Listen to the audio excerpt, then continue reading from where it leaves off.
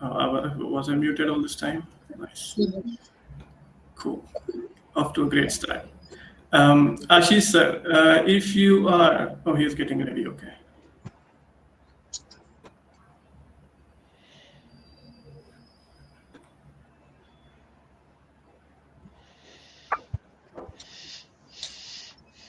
Ashish sir, you might have received a prompt to allow your audio and video.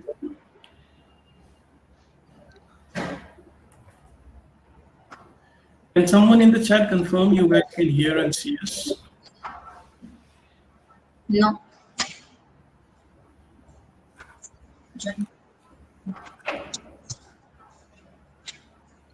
Hello, this is Ashish. Am I audible? You are. Hi, Ashish sir. How are you doing? I'm doing good. Thank you. Thank you, Samir. Awesome. Thanks for joining. So we are already live. I think you're the one to kick us off.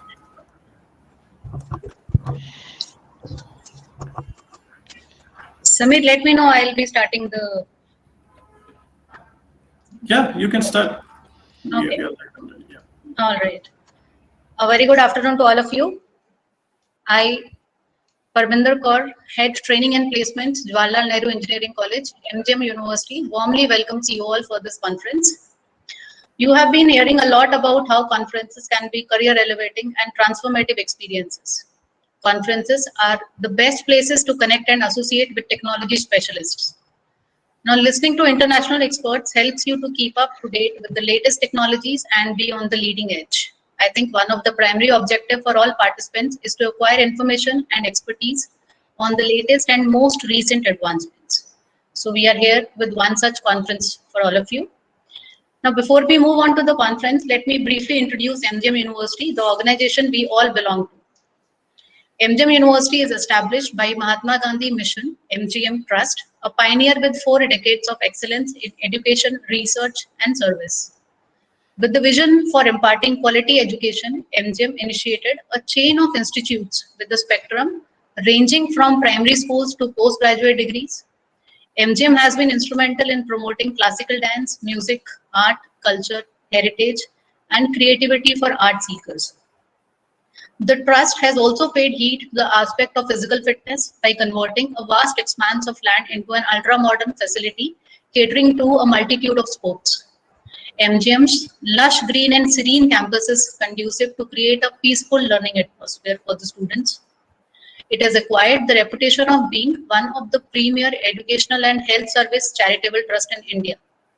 In all, during this journey, Mahatma Gandhi Mission has established its mark over 6 campuses, having over 70 colleges, institutions, and centers of engineering, architecture, medical, nursing, management, computer science, information technology, biotechnology, science, commerce, fine arts, ceramic and pottery, performing arts, fashion design, mass communication, journalism, film arts, and photography as well. It has established many incubation centers for students. MGM Khadi is one of the best production and research center for Khadi and Paithani sarees in this region. The MGM Trust continues its journey of imparting value-based services and creating global technocrats with itself, with the self-financed state-private university, that is MGM University, which is launched at Aurangabad, Maharashtra, with the approval of Government of Maharashtra in the year 2019. So that's a brief introduction about our university. Now I wish to invite Dr. Ashish Gadekar, Registrar MGM University. I'll request sir to address the. Thank you, Dr. Parminder. And on behalf of MGM University, I welcome all the delegates who are here, especially Squared Up, who has organized this event for our university. And I hear that this is the first time it's done in the university level. So thanks, Samir and Saurabh, for bringing this up to us. I'm just going by the last names and thinking that you are siblings at this point. All right, great. So Samir, Saurabh, thank you very much. I also thank the other members, Toyan and Adam and Lalit, who has joined us for this conference here.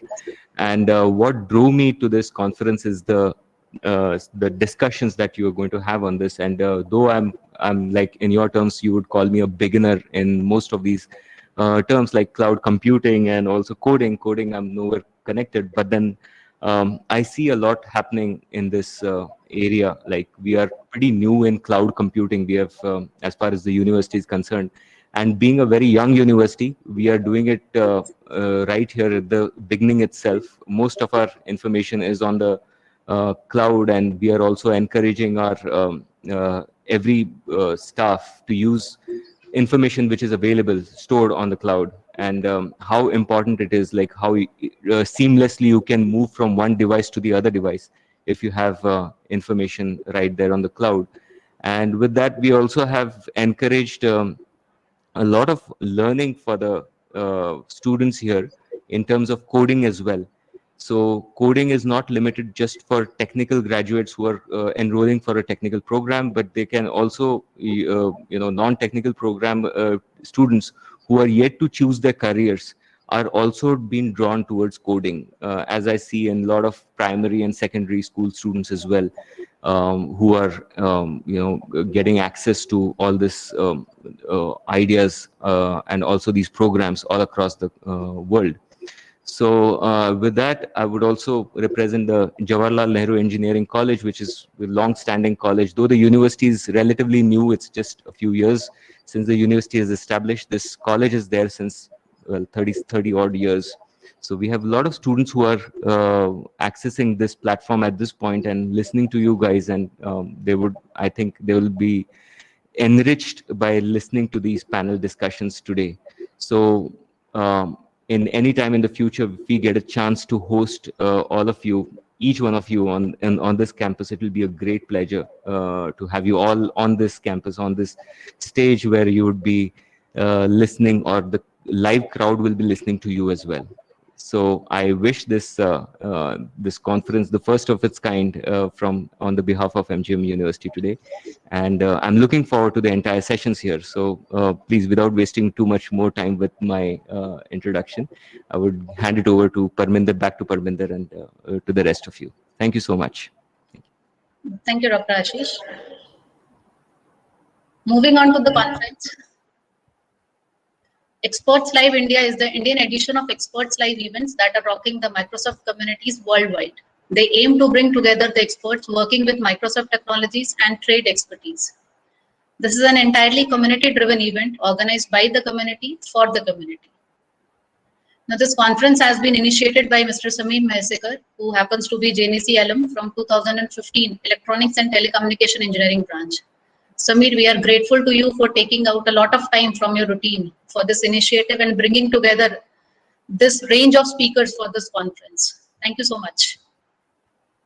Once again, I'll welcome all the panel members who are with us for the conference today. Saurav, Stoyan, Lalit, Adam, and Sameer once again.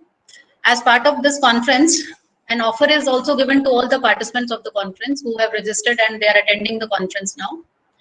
Only one condition, they should have a LinkedIn profile to avail this offer. Students who will complete the course and share the completion by tweeting and adding it to their LinkedIn profiles will be eligible to get 50% discounts on Microsoft Azure certifications. So I think that's it from my end, and I'll request Sameer to start with the next step. Yeah. Thank you, ma'am. Such an honor to be here, really. Hello, everyone. Welcome, and thanks for joining us today. My name is Sameer, and I'm the founder organizer of Experts Live India. Kaur ma'am has already told us a little about the conference itself, so I won't bore you with that anymore. What I will do instead is I will share, at least I'll try to show you some photos from some of the previous ones that we've had. So bear with me for a minute while I struggle with this Windows to find the right one.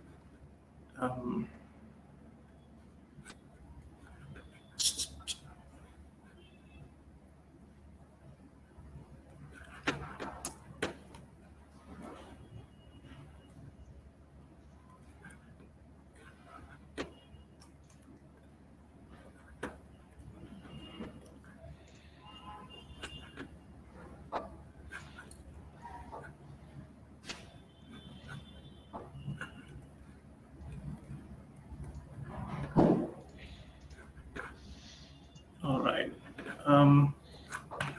Do you see my screen? Yes, we do.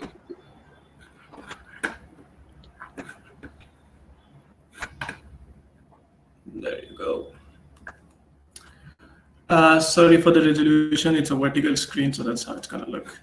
Um, but yeah, this is from the first ever conference that we had back in 2019. So this was organized in the Microsoft campus, and it was attended by was also sponsored.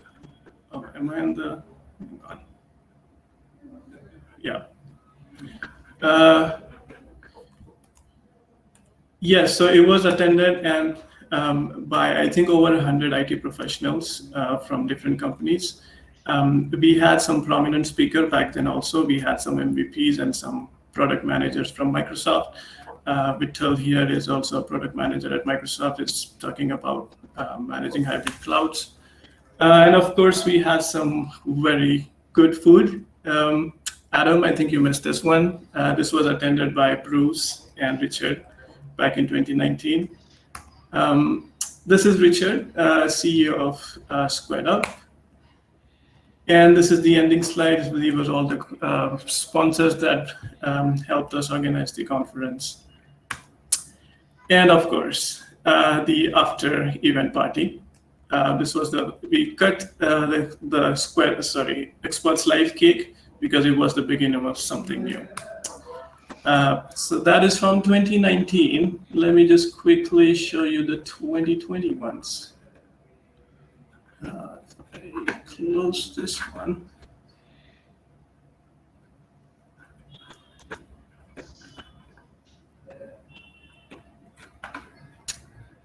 There you go, starting with you, Adam. Adam was here last year in 2020. This is the booth that Square Up had put in the conference. This is also one of the, I think it was the most popular session in that conference. These are some of the swags that we gave out. Michael from Automator, he was here. So we gave out some t-shirts, some chocolates, as you can see here, and some stickers and all the good stuff. This is when I took Stoyan and Michael out on a Hyderabad sightseeing trip. And of course, this is the after event party. Unfortunately, we could not do a physical one this time, but that's all right. We will have it next year, like Ashish sir said, whenever we have the opportunity to actually gather together and talk to each other in person, then we will have a conference in the campus. That's it. So like I said, we usually do this for IT professionals, and this is actually the first time of two things. We are organizing the first time virtually, and this is also the first time that we are doing it at the university level. So we have some amazing people here today, Stoyan, Adam, Lalit, Saurabh. So if you have any, I'm sure you have like a million questions to ask them, so make sure to bother them all with all your questions. Before we start, let me give you a quick tour of the platform itself in case you haven't figured it out already. It's pretty simple. So on the left, of course, you've got the screen where you see the stage, and on the right, you should have three options: chat, questions, and polls. Use the chat tab to chat, basically, to express your opinions, maybe something, or chat amongst yourself. If you want to ask a question, please use the questions tab because this is easier for us to track, and we can answer all the questions that you have. You can type your questions out, or if you want to come on the stage and ask personally to any one of the speakers, then just in the same tab, in the questions tab, say something like, please, can I come on the stage? And then I can invite you to come on the stage. So you can choose to have your video on or off, so that's not a problem. And then you should have another option called polls. This is where we will be posting periodic polls to get your opinion on things. So for example, let me kick off the first poll. So if I publish a poll now, you should have a notification icons and a question called please choose your stream. So all the people who are here attending this conference, choose the right option that applies to you. If you're from CSIT background, choose that one, and if not, choose the other one. We will have more polls as we proceed into the conference. Okay, with that, let me introduce all to the guests we have. So we have here Lilith, who is the Cloud Solution Architect at Conduent and Microsoft Azure MVP. Is from India, and if you don't know what an MVP is yet, don't worry, we're gonna cover it up. Cover it all, sorry. Lalit is here as a representative, basically of the Indian IT professional who's been working in like big MNCs and the big MNC culture. We also have here Saurabh. He's the senior software developer at Lunavi. It's a US-based IT company. He basically manages their flagship software product and is probably the most qualified coder among all of us here. Is a proper developer. He develops things. So if you have any questions, any developing questions, any coding questions, make sure to ask him. And then we've got Stoyan, senior IT consultant, and Pone IT joining us from Switzerland. Stoyan is a four times, sorry, cloud and data center MVP. And Stoyan, to me, I think is personally, he is a good friend, a philosopher, and a guide. I always say that Stoyan is from me from the future. Right? So I want to be like Stoyan when I grow up. So of course, I'm much better looking than him, but I think other than that, we all agree that Stoyan is pretty amazing. Then we've got Adam, VP of Customer Success at Squared Up. Adam was my manager when I joined for a while, and then he wasn't, and then he was my manager again, and now he is not. I'm still kind of sad about that, but regardless of a manager or not, I think we get along reasonably well. I like to believe we are friends-ish, so that's good. I guess he's an Apple fanboy, but I think other than that, he's a pretty decent person. So welcome to all. And welcome to all of you again for joining us on a Saturday, no less. Okay, let's get on the agenda then. So since we are in the audience of students, I think it's only fitting that I ask you, what kind of students were you guys back in your days? Let's start with, what is your highest academic degree or qualification, and what kind of students were you? So if I were to start from myself, I'm a bachelor in electronics engineer. Not that it means anything anymore, but that's what I studied back in the days. And as a student, I think I was pretty chill, pretty quiet, backbencher kind of person. So not very active in much things. So what about you guys? Let's say start with Stoyan, maybe. Hi Sam, thank you for the kind words, first of all, and thank you all guys for participating on this great event. So me as a student, I'm also absolutely like you, Sam. I studied, I have a bachelor degree in electrical engineering and telecommunications. And my, let's say, main specialty is telecommunication networks. So okay. I started with this. Exactly like you, I'm also like the quiet type of guy. I wasn't so very obvious during my study, but of course, studying for me was very important. And although I'm not doing now what I studied for, the background which the study gave me was very, very important for my career path. Yeah, that's my case. Moving on. Who wants to go next? Lalit? Yep. So I'm just an average student. You can just say, not a typical learning guy, and then I don't like studying too much and flowing. I always a sporty guys. And if you talk about my graduation, you don't believe me, I'm a BSc biology and Biology. into the Wow. IT. Okay. So it just I don't know how come I came into this IT professionals, but I have always things to do something different. But whatever the path I have choose, I never back down. Okay, let's just say if I started in IT, so I started as an system administrator, and I don't know what the system administrator does.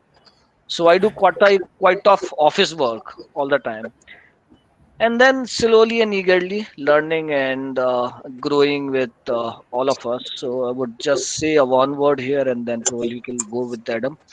Don't stop your learning. Learn from everyone, whoever. Don't think that whether it's a stop small guy or big and whatsoever. But you can take a one good things from each and of nearby or whoever it is, and that's how we can grow. That's it. Awesome. I'll jump Adam, you in. want to go? Yeah, sure. Yeah. I was sure I was going to be the odd one out here to say that I didn't actually get a degree.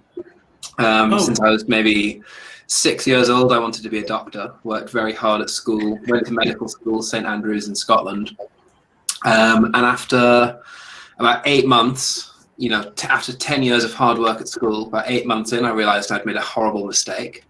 So I left, but all through my life, I'd always been a bit of a technology nerd, a real enthusiast. Building PCs. Like our first PC at home was sort of 1989. Taking it apart, putting it together, making my dad cry a lot for doing this all the time. So yeah, when I decided it wasn't the right thing for me, it just wasn't the right time to sort of go into a technology course. So I took the Microsoft route. Actually, I became Microsoft certified systems engineer, did loads of Cisco related qualifications, that kind of thing. Got my first job in IT, sort of still living around uni with all my friends, that kind of stuff, but actually getting a job and working, having lots more money than they did. But yeah, ultimately at the end, I think I've done all right, but it takes a lot of effort. Yeah, as long as if you're doing the right degree, that's great. But yeah, I can't believe it took me so much effort to realize I was more interested in things than people, and obviously for a doctor that's not great, right? So yeah, I made the right choice in the end, and now I'm here. So yeah. Patients all over the world. Thank you, Adam, for making that decision. Yeah, Sora. Uh, so I'm the only one who had the master's degree in computer. It was master's in computer application. I was kind of average guy in there, but I had good friends with teachers and all over my TPAs and all those stuff. So because of them, I got my first job in TCS. It was fun. I always fond of computer, not necessarily the computer academics, but it was always good to have like friends with teachers. That's the biggest thing I had with me. Uh, that's all I had. Like after that one, it flew off. Got software engineer, senior software engineer. After that in Lunavi, it's going good. Awesome. Cool. So clearly, all of us here, we are from very different backgrounds. And related to that, let's see what background our audience has. Okay, so out of 55 votes that we got for choosing your stream, 47 of them or 85% of them are actually from CS and IT, and 15% are from other branches, non-CS IT. So that's good. So I think we have a reasonably focused audience here, I think. So CSID who understands the basic of CS and IT, and probably what we're going to talk about here, like cloud computing and stuff. So speaking of cloud computing, Lalit, you are the Azure MVP. So let's start with what an MVP is, and how did you become an Azure MVP in particular? Sure, Samir. So MVP program is nothing but like whenever we'll be doing and conference and training and introducing the Microsoft, what are their products and all of those. And basically, the community program is helps to the wider or to the world, all over the world. We have around 3000 Mbp, I guess. So we will be helping students and to the corporate professionals in a way with the new technologies, with their products, and helping them to they can understand technically as well, and will be helping into their careers and all of those. And that is all the social service. Okay, so Microsoft or anyone do not charge for that. When you do lot more, and it's not like Mbp you cannot get in a year. Okay, so I was trying for almost 4 to 5 years, and I don't know what is this MBP is, but when I just heard that people's around to me, when I just go for some conference and all, say MBP, and then I start finding out it is a recognition from the Microsoft to the wider community audience or to the speaker who is putting their efforts to grow them, right? To understand to the students and all of those stuffs, right? So so many things are there, and you will be doing. So Microsoft has come up with this, and it is, I guess, Bill Gates who started this to recognize the professionals and give them the award called Microsoft Professionals. So they can introduce themselves, and probably it will also show into the profile so they can grow with the Microsoft. Basically the funda is, and apart from that they'll give couple of benefits and other stuff. So they also have the students programs for just like for MVP.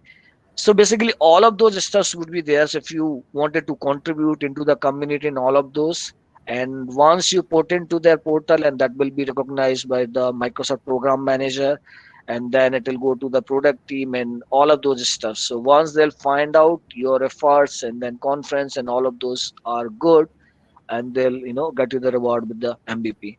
So Right. it just, if you're doing a selfless, would be the good what I have observed. So you can start with your students or as in career professionals, but you have to do lot of efforts, like writing the blogs or books or doing the conference, how we are doing with ELI, right? So all of Yeah. those would count, and that will help you to grow yourself as a speaker or a conferencer, or you can say as a motivator and all of those stuffs, where we are helping the people, right? So that is all of those things which just comes into the To make you constitution an for the MVP. MVP, right? Yeah. Nice. Um, just to say, just to add on that, I know how hard it is to be an MVP because I've tried 2 times and I haven't got it yet. Um, so it actually means a lot when you finally become an MVP. It's quite a prestigious award. Okay, so let's talk about cloud then. So we always heard about this clouds and cloud computing and public clouds, private clouds, all that stuff. Companies are moving to cloud. Um, I guess my question too is, why do you think cloud matters so much? Why are companies moving to cloud nowadays? What's the problem, I guess, that cloud solves? And why would you want to move to cloud? Okay, so before we can jump into that, when I started my career, especially into the cloud in 2010 back, and we'll be developing the platform for Microsoft for Azure. At that Right. time, it's a private one, and we'll be doing the deployment to the data centers in Australia and US and China and all of other regions. At that time, it's just a private. No one knows what is that. But once it is back to 2014-15, when we're talking about the cloud, I would say 99% of the companies or the people doesn't know what is cloud. When I just say cloud, they'll just look up and see whether the raining is happening or not into the cloud. So I would say that cloud is not that cloud. Even we have a cloud on earth, right? So Yeah. basically, you can say the cloud is nothing but it's a infrastructure less technologies which provides you or which helps you to evolve your or create your infrastructure or applications or anything very fastly, rather than to the on premises. Let's just say if you have an application requirements, this might consume 100 servers or 200 servers, right? In that case, what is the traditional way is we are just going and raising the uh, PO and kind of other stuff. So we have to get the vendor inside, let's just say Dell or HP or whoever provides the servers, right? And then we have to get that quote, analyze it, then we have to go to negotiations, and all of those will happen. And then that approval, when you put for the approval for that will go till the VP level, or if it is the X amount higher, then it might get an approval for the CEO. So that is a very long process. But when it is comes for the cloud, and organizations do not manage the infrastructure, a cloud computing or the cloud provider manage your infrastructure. So still there is cloud, but not infrastructure less. Okay, in terms of a company does not manage the infrastructure, only the cloud provider, let's just say Microsoft Azure, has managed the infrastructure. And if you just go to the portal and create the multiple things within a minutes or seconds, you can evolve, or you can create the infrastructure within probably 10 minutes, 100 servers, or you can use such a tool of Terraform or JSON and kind of other stuffs. You can build those platforms, and you can create it. Apart from that, you do not need a licensing. Let's just say a lot of students which is coming from IIT, IIM, or probably the normal universities like MGM and other stuff, they are also growing and starting up. They have their own startups. They are developing their applications, right? How that is possible? If you wanted to own your infrastructure and do it, you will just end up buying the licenses for, let's just say, you need a Visual Studio. That's not absolutely free. You need a Windows 10 or whatsoever the server. That is not absolutely free. It has the cost, right?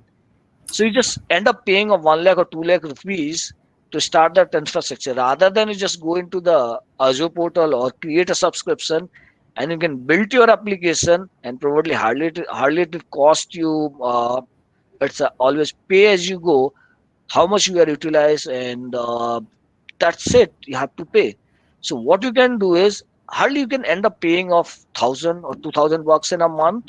So probably in 10 to 20,000 bucks, you will be able to create infrastructure, do the R&D and all of those stuff. So it is cost effective as well for the companies. Let's just say if the companies wanted to create a new environment or a new department or new infrastructure, right? They do not have to invest into the physical infrastructure. Let's just say if they quote for the 10 servers, one server costs around 12, uh, 2 lakhs in INR, then it would be around 10 lakhs, right? That is a very higher cost, rather than you can put it into 50 to 60,000 bucks, and your infrastructure will be ready. And if you don't want it, you can just scrap it, right? So it Okay. is a cost effective, and it is very fast. It is resilience, and it is reducing the management. You can manage centralizedly. You don't have to go Right. to the office. You sit anywhere in the world. You work with any companies. I'm sitting in India. I'm working with the US customers or the UK customers. Absolutely, I don't have any problem because everything is in cloud, right? So I'll just log into Right. the portal, and whatever the things has to do, I finish my job, and then I'm at home. Apart from that, when you have a data centers, right, and there's some issues comes into the data centers, so many people who don't like the travel, or the companies doesn't wanted to provide that facilities, people has to go, and there is a lot of expenses, right? And then go and then fix it and all of those stuffs. But now those are the things are not there, right? So in terms of expenses, companies saving a lot more money while going to the cloud. But still there is few of the financial companies and all of those stuffs, they still think cloud is not in the options because of the government data, Security. Yeah. securities and kind of other stuffs. But rest all of the companies, but still they are also growing. And then from the security wise, they're not moving their the hardcore data, but they will be utilizing a private cloud, right? So what Right. is that private cloud is nothing but, in your region Microsoft is creating a data centers, and that is dedicated to the government's companies or finance companies and all of those stuffs.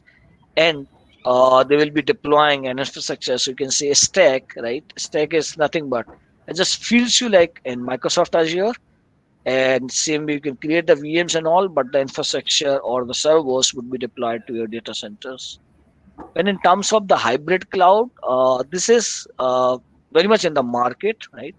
And few of the components you have in Azure and few of the components you have in on-premises, and you do have a connectivity. Let's just say if you have an app services in Azure and SQL DB in on-premises, and you wanted to configure those applications because you don't want it to move the SQL DB because it has some SPI or the security concerns and all of those. Still, you can run your web apps or app services in Azure, and you can integrate with it, and that will work. So it's kind of all-in-one solutions when you move to the cloud, and it helps all the students, IT professionals, and all of those.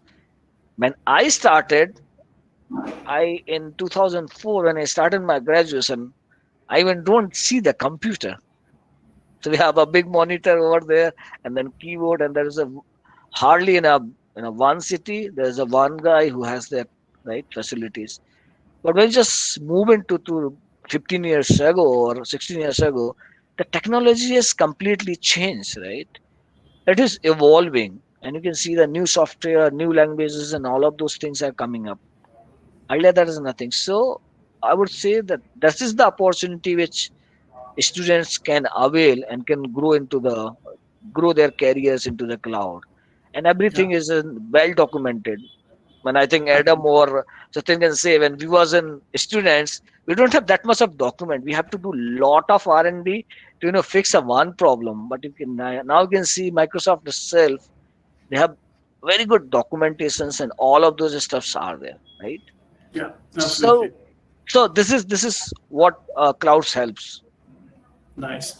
So, Adam, so I know SquareUp is also one of the companies now that is becoming cloud centric nowadays. When I joined, and I think we have transitioned like quite rapidly. When I joined in 2019, um, I remember a lot of our servers were actually running in a room, in a server room that we had in office, right? And now look at us, we have almost everything now running in the cloud. Yeah. Um, It's, Yeah. I mean, we've always been very sort of cloud centric. I mean, when I joined sort of, quite a few years ago now, our server infrastructure, and this is when we were only 10 people, was a bunch of those little HP square black cubes, the little micro servers, right? We had 4 of those in a stack next to the coffee machine, and that was our infrastructure. But we've always run a lot of stuff in Azure. But I think it's the main benefit of the cloud for us is that it's fast and easy to set things up, right? If we want to spin up a new system center lab, or we want to try some latest cutting edge services, it's just click right through the UI, just a few clicks, and you're running some brand new services, your Kubernetes clusters, your machine learning workspaces, whatever it is that you want to try. It's very easy to provision it. It does come at quite a significant cost, though. It works well for us because we're a software vendor. We sell subscription based software. So take like large classic software sales companies that make lots of money in one go. They'd sell you a license that was going to last forever. They'd have a huge pile of cash in the bank. So buying loads of physical servers was fine, right? Because you always had loads of money available.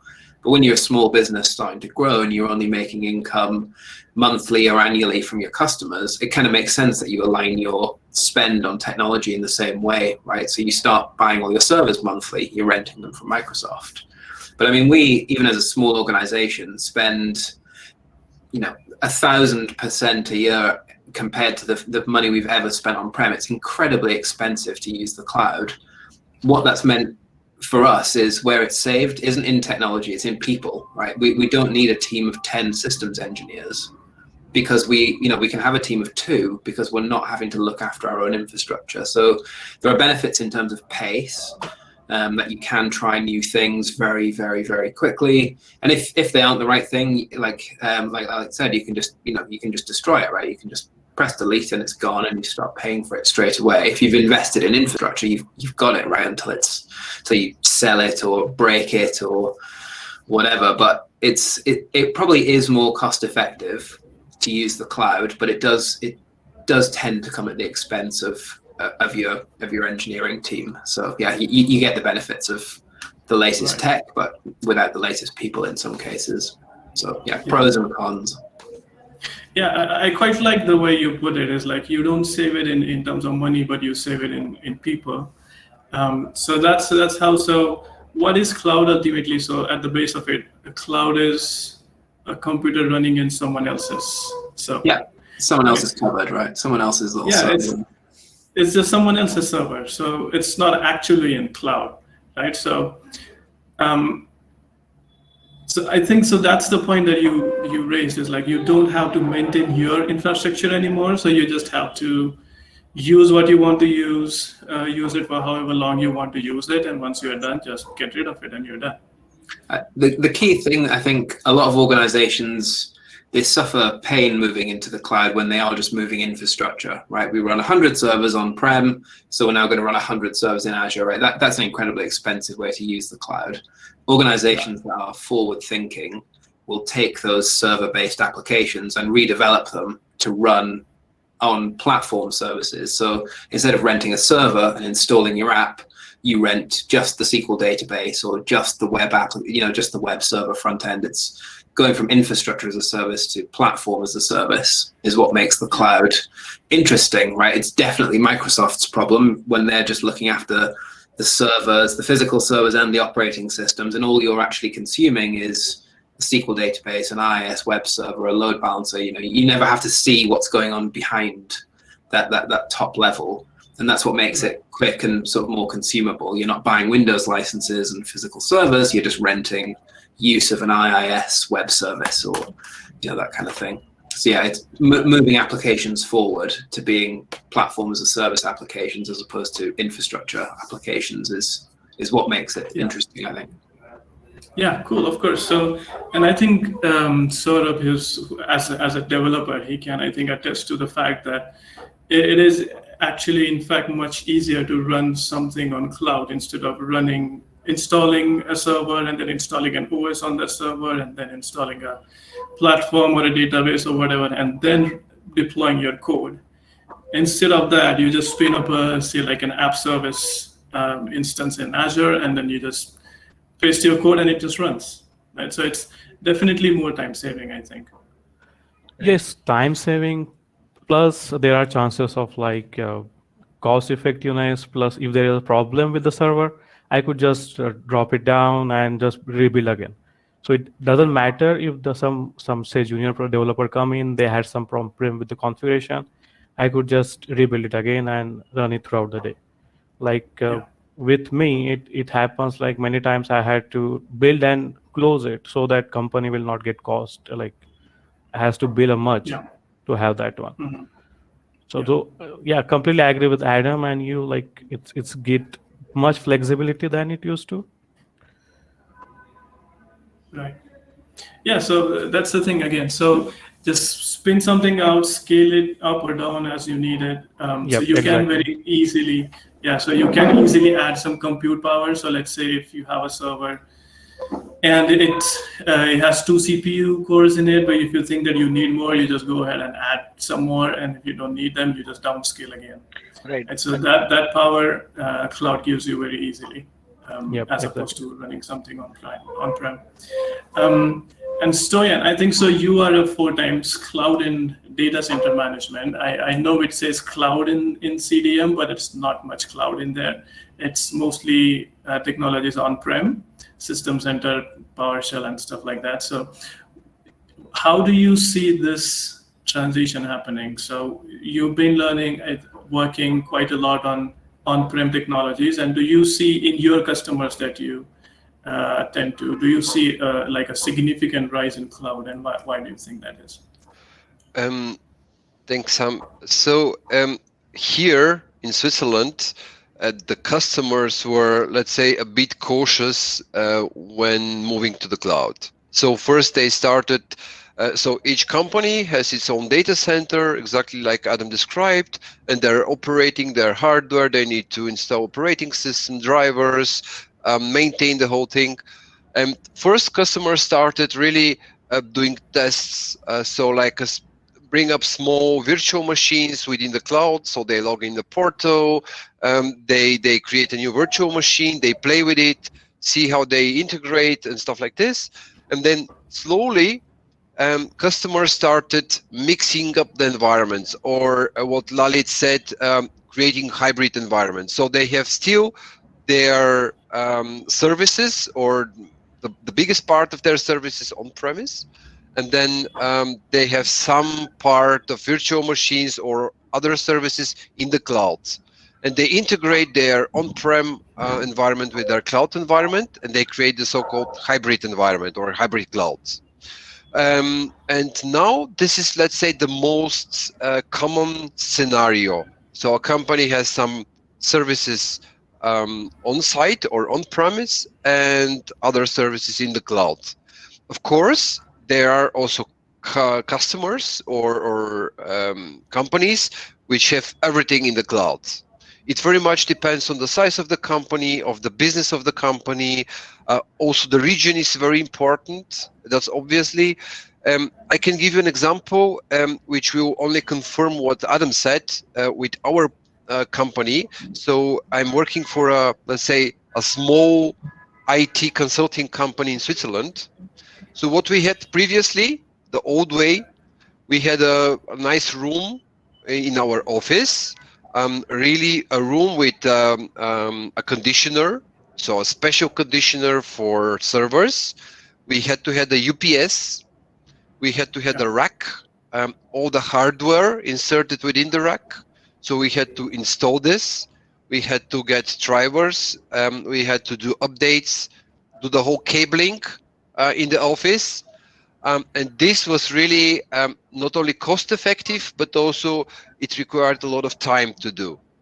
So what we do now is very, very easy for us. It's not, let's say, it does not come cheaper.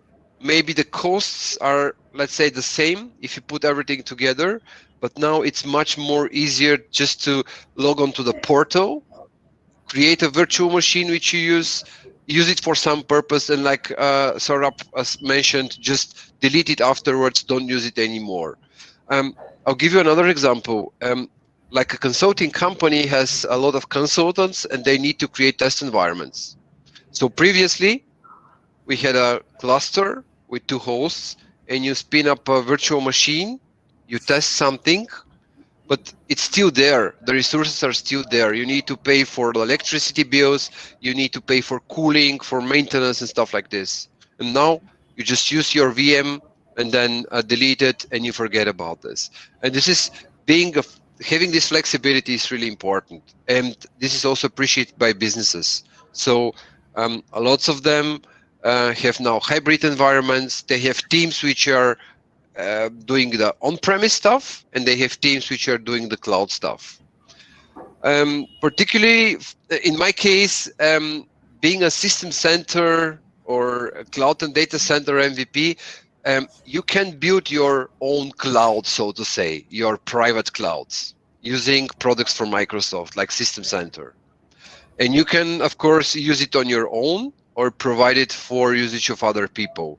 But building your own cloud, which will mean, with most basic terms, is you do what actually Microsoft is doing with Azure, but in private scenario. Right. And let's say for us in the IT, having the possibility to go into clouds and to leverage some services there means a lot. It's effective. It's saving time, and of course, at some point, also costs. Yeah. So I would say that I think in the long run, cloud will be much more cost effective than in the short term. Cool. So that actually brings me back to that running applications or services on cloud question as opposed to running it on-prem. So I guess the question to you, Saurabh, now is there, as a developer, do you think that there is some new skills that you have to acquire? So say like you were say a C# developer, and you write applications in C#. You've been writing it on-prem on a server. Now that you are moving to cloud, do you think there's anything extra or anything special that needs to go in that code to be compatible, so to say, with cloud? The right question, it depends, to be frank. But the thing is with the cloud is you have a long range of product that you can use. Like for example, take Azure Bus that you can utilize to distribute your data, or Right. get collectors, or have notifications to be sent to the users from whatever platform they are in. So the mindset you have to change in a way that you have to make sure if they integrate together, multiple technologies come together. You don't have to stick with say C sharp or PowerShell or say Java, but you have to be agile enough to have the distributed data to be connected and just push through the your funnel or whatever the program you have in there. So that was the biggest mindset I had to change, and because like data is coming from all over the world, and that time I don't have to worry about the performance. I just have to worry about the function that I need to build upon. So there are Yeah. like in like when I used to develop the desktop application, it has to like I have to maintain certain kind of performance in there, that I don't have to worry about that much, to be frank. Right. So Yeah. that's a good change. So Yeah. Yeah, so that's the gist of it. I think is like you don't have to worry about performance. You don't have to worry about even the availability of it because that's what Microsoft is doing. Um, if something goes down or something becomes say like becomes slow or something, that's Microsoft's responsibility. And actually, it's the outages or say like cloud outages are, I think, reasonably what's the word, rare.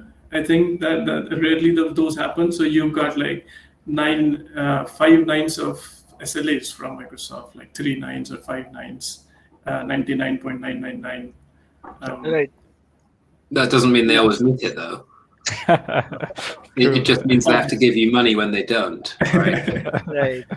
Yeah, but at least you have someone to not invest, or like you don't have to invest in the maintenance and upgrades or updating new things, installing new things and stuff like that.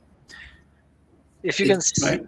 yeah, if you can see down the time of 2 years back, there are lot of maintenance happening on the Azure sites. Okay.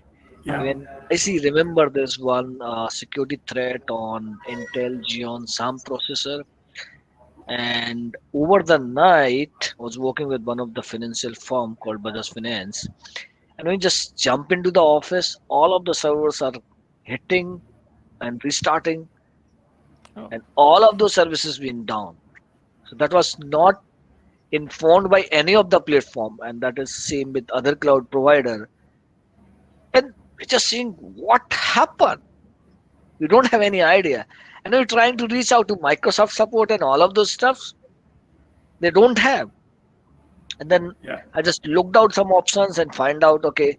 And then Microsoft, once they rebooted the server, they're just tweeting in an hour, after an hour, saying that okay, we have some emergency maintenance and we'll be rolling out these things. Right. So that is kind of disadvantage. And if you can see, few of the times the DNS services went down for the Google, Yeah. or let's just say AD authentications issues might come. But they do have the solutions, and they'll take some time to get those things fixed. But as an end user, you don't have to worry about all of those stuffs to maintain and all of those things, right? That is Yeah. their part of job. So that kind of things, or you can say the drawbacks would be there, but now they are more into the zones, availability zones, and kind of other stuff. So they will be creating and replicating between the data centers and providing you the availability and all of those stuffs, right? In terms Yeah. of the storage accounts, so they have the geo, so your data will not be copied to your locations, but other five more locations, so total six Other different locations. locations. Yeah. So you cannot, have you will have your data. And Yeah. I do remember one incident where I have deleted the storage account and which has the codes and other stuff. I've got to support from the Microsoft and recovered a complete data. So there's the benefits as well. That's where Right. we can, go with the cloud. Yeah. So I think just to sum it all up is like why companies are moving to cloud. Some of the reasons are it is easy to use, easy to spin up. You only pay for what you use. You can rapidly create and destroy resources. You can it is redundant, like Lalit said. So it gives you the redundancies. Like if you lose some data in one region, Microsoft always has a copy of it in another region, so you can actually go ahead and so your business will not be impacted As long as you're paying for it. as long as you're paying for it, of course. Right. As long as you're paying for that redundancy, right? As long as you're paying for global redundancy or whatever, right? That is definitely the perk, right? In my opinion, if you need something to be everywhere, you've got customers in Australia, the US, Europe, fine, you can distribute your app all around the world. Everyone has a great time. But when it does go wrong, I mean, you're right in saying like, it's Microsoft's problem, but it's our brand reputation that gets damaged by our app being down. So it's always our problem. It's just we have no control over the fix. Yeah. So in some respects, that's kind of more difficult, right? We can't do anything to fix this problem in some cases. So yeah, I think you always have to be concerned about running your app in all the clouds, right? It's like you're really, full hybrid cloud, all the clouds on-prem, data centers all over. That's the only way to be like 100% guaranteed, right? Is to really, really invest. But yeah, it's always your problem if your app is down, right? It's never someone else's problem. Absolutely. Yeah. So it's got some pros to it, some cons to it, I guess. But I think in a long run, on a higher level, I think it's for the better to move to cloud. Okay. So let's move on to coding. I think this is one of the questions that is probably everyone is thinking about. Is I am not a coder. I cannot do coding. I can't write a program, so to say, right? So I cannot write an application, but I still want to go to IT, or if I get selected in IT company, will I survive? Or not just survive, will I thrive? Right? So will I make progress? Will I climb the steps of promotions and whatever, right? So what do you guys think is how important is coding when it comes to working in a software engineering, software consultancy, basically? I think for me personally, like I said earlier, I am not a coder again. To be honest, when I started my job in TCS, I was very reluctant even, I would say, to learn coding because I had some sort of like taboo sort of thing is like, oh man, whenever I saw a couple lines of code, I used to just like shut off. Like, I don't know this, I can't do this, don't tell me to code anything, right? But then eventually, I think as I progressed through the career and my job descriptions, it quickly became kind of obvious to me is like, you know what, if I want to do my job and if I want to do my job good, then I have to learn some amount of coding. Like I don't really have to be a coder. I don't have to write the whole application, but at least I should have the familiarity enough to see a code and at least to be able to tell what it is doing. Right? I may not be able to write that code from scratch on a blank screen, but at least if somebody gives me a code, I think I should have enough knowledge to understand what it is doing. And if I wanted to change that code to suit my needs, basically, right, get rid of some code or add a couple of lines of code that are relevant to me, then that's obviously the best approach. Like so. Again, what in your experience, you guys are much more senior than me. What do you guys think is how have you been working or like wrestling this coding problem? Anyone? I mean, the stage is anyone's. Want to? Can I just ask you a quick follow-up, Samir? Do you consider? Would you see a difference in something like a scripting language like PowerShell, which an IT admin would be quite familiar with these days? Do you see that as being a different thing to say like writing something in Node or Python or do you see as a user at the level you're at? Do you consider them different, right? Because you write some good PowerShell, right? So is that coding or is that different too? Okay, that's a great question actually. So PowerShell, I think it's a somewhat an exception, I would say, or it is special in a way that it is much easier to learn than other core coding languages. Some people don't even, so you don't write a program or you don't write an application in PowerShell. You write an application in Node or Java, like you said, or like C# or whatever. What you do with PowerShell is you maybe do some automation or you extract some data from somewhere. I think that's actually a good question. So I think I will leave it to individuals' interpretation as to, do you think PowerShell is different than coding language? But I would say though, is like at the core of it, if you understand, say, like looping through things or adding conditions, those things are pretty much the same for all the languages. Just what differs is just the format of it, the format, the syntax, and all those things.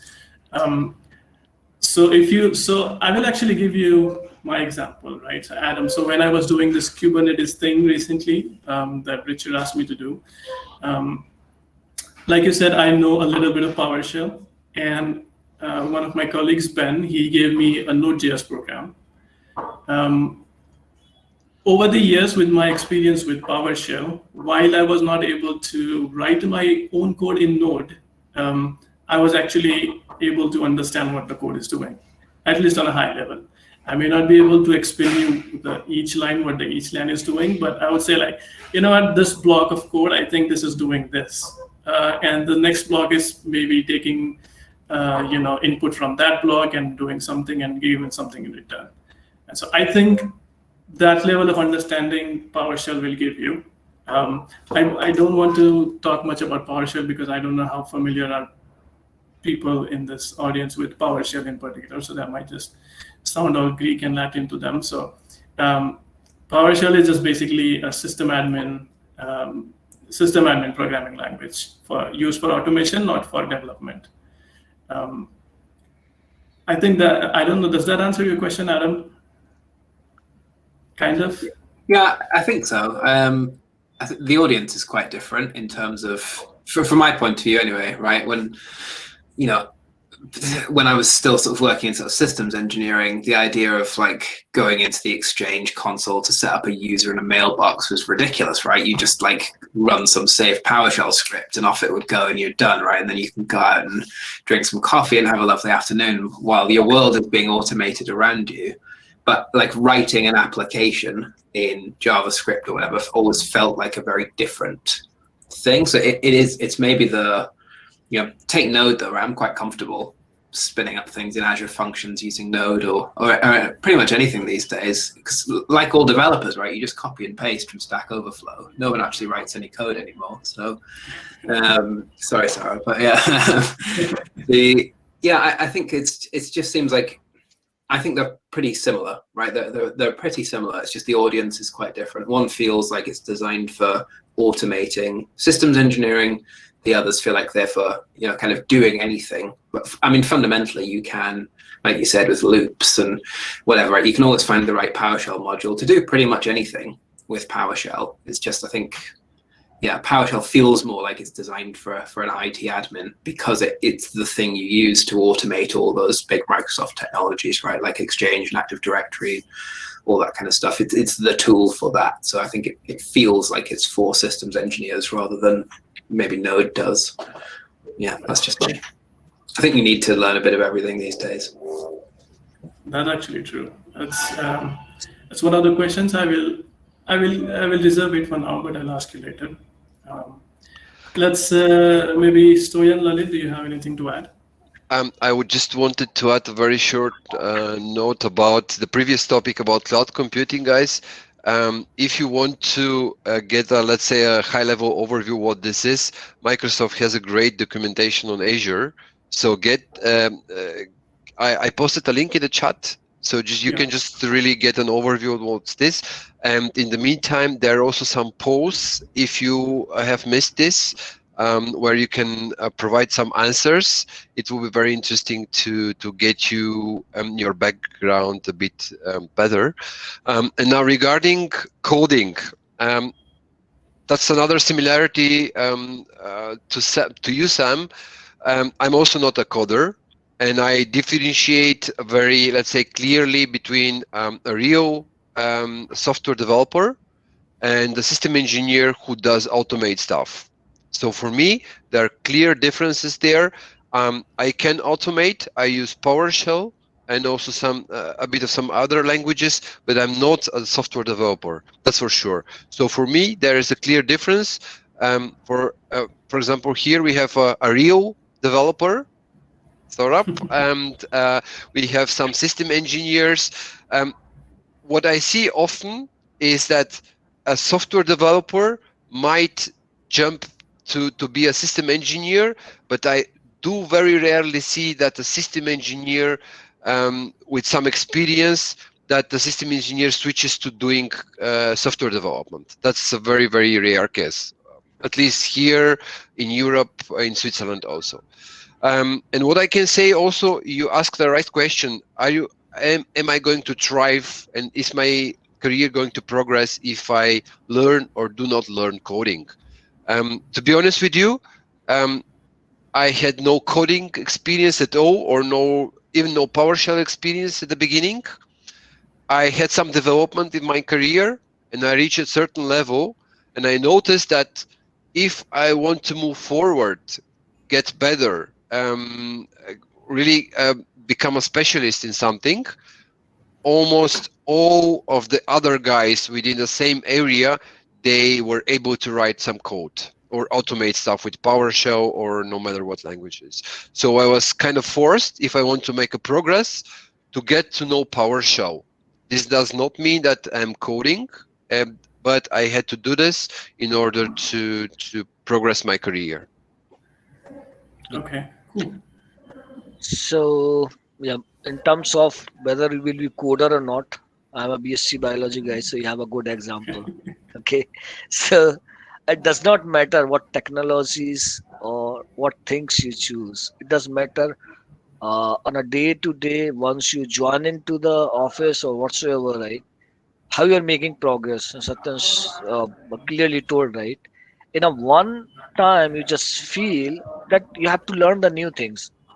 Even I do a system engineer with SCOM. I was doing a quite lot of things with SCOM and SCCM, and when I was in Mindtree, and then I do feel that okay, there's some things which one of my manager told to go into the cloud and learn a lot of stuffs. That is in another part, right? And then it all comes with the power cell and other stuffs, right? So power cells makes you easy to automate a lot of things, right? But not to write any of the applications, Application. right? So it's ease the job to the system admin and IT professionals, because if you wanted to reboot the server, you have to go to the data center and click on this reboot button and reboot it, right?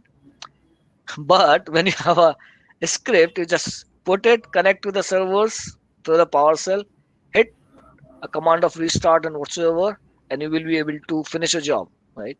You don't have to waste your time. You don't have to go to the data centers.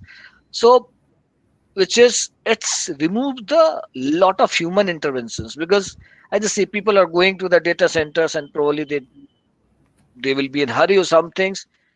There might be a network cable disruptions and complete rack will be down, and whatever your applications is went down, right? So a lot of things which you can do with the PowerShell. But yes, if you wanted to be a pure developer, yep, I would suggest to learn the new languages. Let's just say Python, you'll have Java, then you'll have Ruby, right? And Terraform. These are the new ones. I never heard Ruby and Terraforms comes into, but Terraforms is something which is you can put it into your applications coding as well as your infrastructure similar to the PowerShell. And PowerShell also in the background it uses .NET plus command line, right? Earlier we are using CMD and then hitting some command lines and all of those stuffs. So it's a mixed mode of that, and it's give the more reliability or the connectivity, and the version by version is getting upgrading, right? So apart from that system admin job, you can do a lot more things. Even you can put it into the code if you are joining the multiple things into your code. So let's just say you are calling the APIs. Rather than writing the 10 lines code, you can write a one line code of PowerShell. Say okay, call this API and get the data, right? So all of those things which you can do it. So I would say it's not like system admin, but at well it will help you into as an coder as well, right? So which you can ease the things, but you have to choose the right language, and then that will help you. So Yeah. yep, Lalit, do you agree that PowerShell is really almost a very important stuff for if you are a IT guy in the Windows world?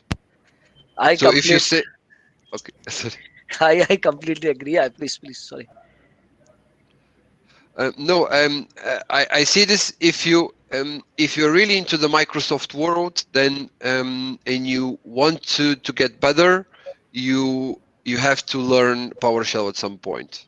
It's I just a must, I think, or at least the I basics of it. Yes, I completely agree. So even and back to I think 3 years back, my manager asked this something is written into the PowerShell, and I don't know that PowerShell what it does, because there's one more engineer who run that PowerShell, and there would be a Microsoft Azure data center that almost 100 racks was now. Okay, Okay. that was in development phase. So, but they do have the escalations and all of those stuffs. And when heard that incident, so, okay, what has happened? So my manager told to learn and then understand what that PowerShell does is, right. So You know when you what I learn like? something, you have to Sorry. understand what that language is does, rather than or not. But PowerShell is must. You know, Lalit, what I really like about, for example, Azure in particular, where you're proficient.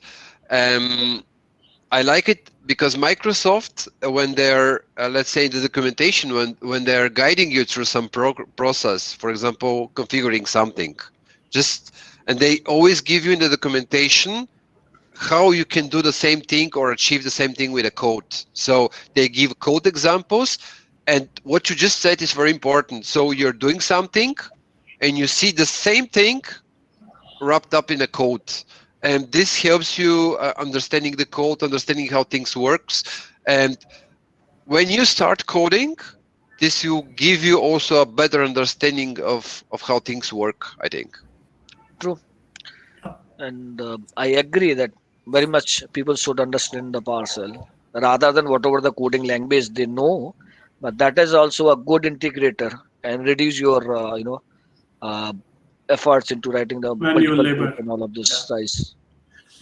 Was It's it interesting that you mentioned Terraform? I think Terraform was one of the first situations I had to ever try Azure DevOps, right? And that's when I really felt like I was outside my comfort zone, which is like, you go from using PowerShell to automate your environment to actually, Terraform is considered infrastructure as code, right? It's a real bridge Right. between sort of two worlds. Committing code to GitHub, having Azure DevOps deploy your templates, and it's actually building infrastructure and deploying applications for you. It's really sort of smashing together sort of the world of development, the world of systems engineering. Ultimately, it sort of is why DevOps is becoming sort of so popular, right? It's because you are bridging, building applications, with deploying them, with running them all into sort of one sort of thing. But I mean, yeah, infrastructure as code, I think, is definitely an interesting thing to look into. If you can use something like PowerShell to sort of automate and control your environment, you can use something like Terraform or like ARM templates or whatever. Terraform has the benefit that you can deploy into AWS, GCP, and Azure all in one template, right? You can really go hybrid with it. But yeah, I think it's definitely an interesting sort of entry point into committing code into Git repositories and having CI/CD tools, deploying it and building things and having outputs. And, again, something you're now an expert in, Samir, having deployed many an app through Azure DevOps these days. One whole application. One whole application, yeah. Right. Yep. Like you said, Adam, since like you mentioned DevOps, like it's getting compulsory to have both of the knowledge. Even I'm a developer, I need to have some of the system configuration known or how stuff work. Like the more I work toward the integration with Azure or some of the clouds, I'm getting more involved into PowerShell rather than say Python or any scripting language you say. Uh, it the interesting thing about PowerShell is like you could have PowerShell core installed into your Linux machine and it runs very fine. Just install your Azure modules and it runs fine without an issue. You don't have to change any modules. You don't have to change the code to make sure like that runs into Windows or it runs into Linux. So I suppose it is getting in a situation where we need to know both of the stuff at this point. Yeah, my only real, I was just thinking about it while you're all speaking there. Like, I'm quite comfortable writing in Node.js, right? And I like the fact that it's, because it's package based, like a PowerShell module, it's very easy to put all the pieces you need into an app with just a few lines, right? You want this module, you want that module, and then all of a sudden you've got all this functionality without having to write it all sort of from scratch. And I like that. And I was thinking about what I actually do with Node, and everything I do is stuff I could do with PowerShell. Right? It's running Azure Function apps that run little Node, just little scripts, maybe 40, 50 lines at the most. And all they're doing is, automating some connection, taking an input, making an API call, doing some transformation and passing it out. And I could do all that with PowerShell as well. I think, I don't know why I actually ever looked at Node in the first place, but like going back to what Samir said about sort of getting given a piece of like a little, it was the Google SDK, right, for connecting to Google Kubernetes clusters.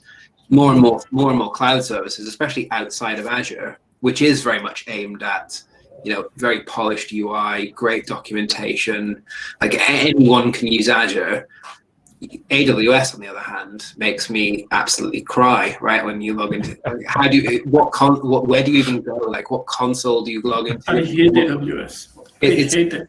It's for developers, or it's microservice oriented. It's not designed to be logged into and like used with the UI. It's designed to be pushed, have code pushed to, right? So it's why, like, our own cloud platform that we're building now, we're building in AWS.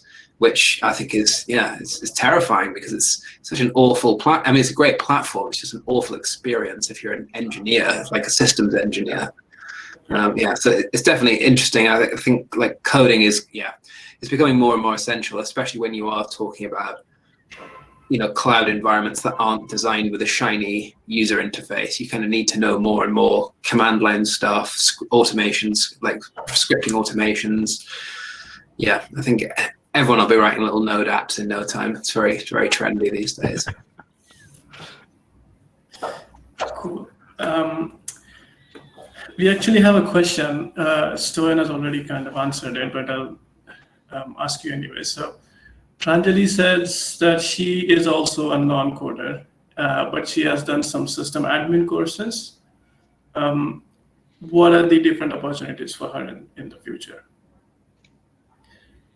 I think by system admin courses, Pranjali, if you could just let us know which course in particular, that would be very useful. But in general, let's say, what are some system admin courses? Take something, for example, like, let's say Hadoop, or is Hadoop an IT system course? No. I don't know, basically. No, Hadoop is just consumer. So the system IT course you can say is an MCSA, Microsoft Certified, like there's a Windows Professionals, right, or Microsoft Azure Administrator course, right? Those are the Kubernetes, Docker, Kubernetes, maybe. Dockers, kind of. Only the admin jobs, right? So that you can put in as an admin course. Yeah. Guys, do you share the same vision that you can boost your career up to some level if you don't code, especially in the Microsoft world? But if you, let's say, go another path like Linux or DevOps or something like this, coding is immediate. So you need to do this. Yeah. I think this is the part of the answer here. Right. Yeah. So I think it's like if you don't know coding, you will survive. But if you want to excel, then you have to know coding. I think that sums it up, the whole discussions here. And besides this, yeah, for system engineers, coding guys, try PowerShell. See on your Windows machines, do some really basic stuff. It's not that hard, especially the scripting, the automating part. It's really not a big thing. So if you start doing it a bit by bit, I think you can progress in a quick way. Right. Agree. So going back to what I said at the beginning, my first question to you, Samir, in this section was like, if you see coding as like typing anything into a command prompt or like executing anything that's text as opposed to using a UI of some sort, then yeah, PowerShell you could consider as coding, in which case you definitely need to know that these days in systems, right? The more and more stuff in the cloud, the easier it is to do when you are using command line stuff. So if you see coding as like writing an application, I think you absolutely don't need any of that to be a great systems engineer. You don't need to build applications to do systems. If you see coding as just generally like using your keyboard to control something as opposed to using your mouse, right? That I think that's a very like broad way to put it, right? If typing something in makes something happen, if you consider that as coding, if you consider PowerShell as coding, you know, any sort of command line execution, you know, PowerShell, Bash, anything, whatever operating system you're on, you definitely need that these days. But yeah, I don't think anyone has to learn JavaScript to be great in the IT world. And if you can get away without it, you're probably luckier than I am. So don't work for a software company. Yeah. Awesome. Maybe I can give you just another example based on my career. I started my career, guys, in IT with Microsoft Professional Support. So the Microsoft Professional Support, what's this? If you're a customer and you have some server and you have an Active Directory problem, or the server has some performance issues like freezing, like crashing, blue screens and stuff, or some network issues, then you open a case with Microsoft and some supporter takes over the case. There are different levels of the support, like basic, professional, premium, and stuff like this. And there, my career just really jumped to the next level, although I was not able to code. So you can be a good troubleshooter, a good system engineer without being able to code. It's also, yeah. Okay, cool, awesome.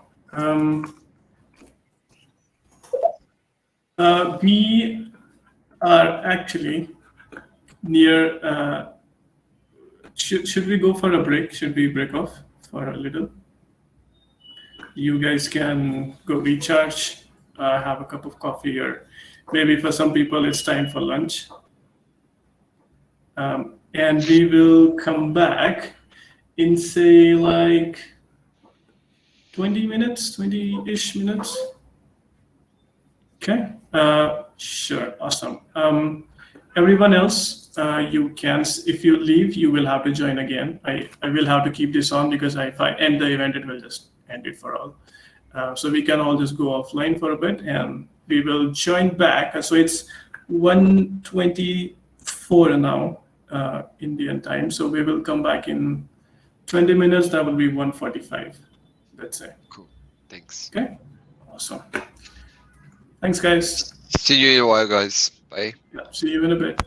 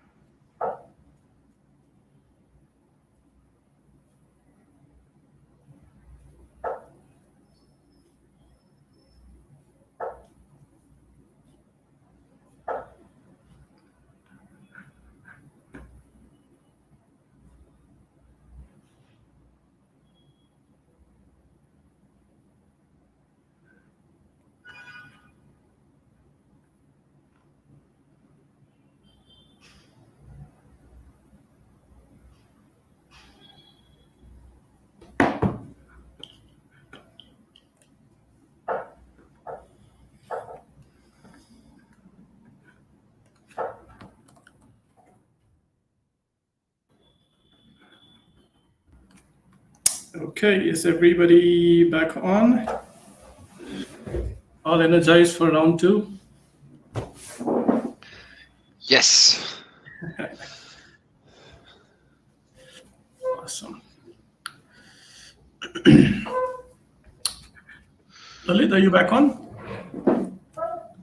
I think Saurabh has disconnected, so he's just rejoining the stream.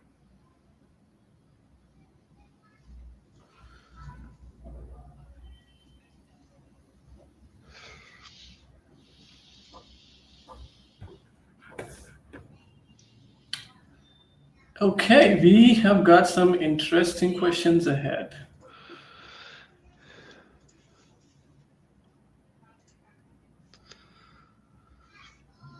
Which degree are you studying for? Master's, bachelor's, other? I'm not a student.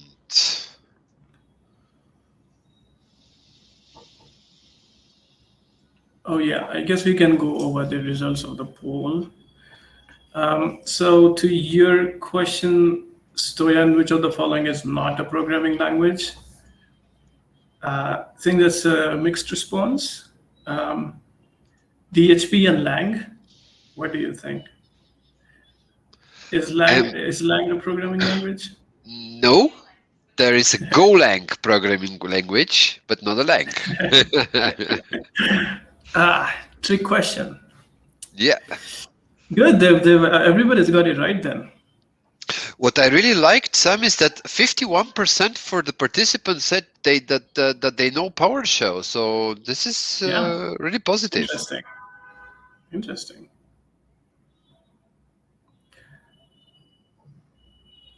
And to which of the following is a cloud platform? We've mostly got the right answers. A few of them have voted for Kubernetes and PowerShell. Do you want to who wants to give a quick recap of? I think we have already talked about PowerShell enough. Who wants to give a quick recap of what Kubernetes is? I think you're the expert on Kubernetes, Samir. I was afraid you were going to say that. Well, Kubernetes, basically, it's so Kubernetes by itself only manages things, and what Kubernetes manages are Dockers, and Dockers are basically containers. So if you have an application, the old way or the traditional way of deploying an application is to deploy the whole application in one place.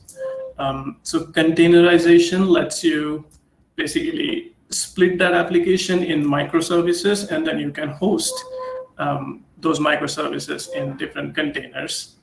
And Kubernetes is just the engine that lets you manage those containers.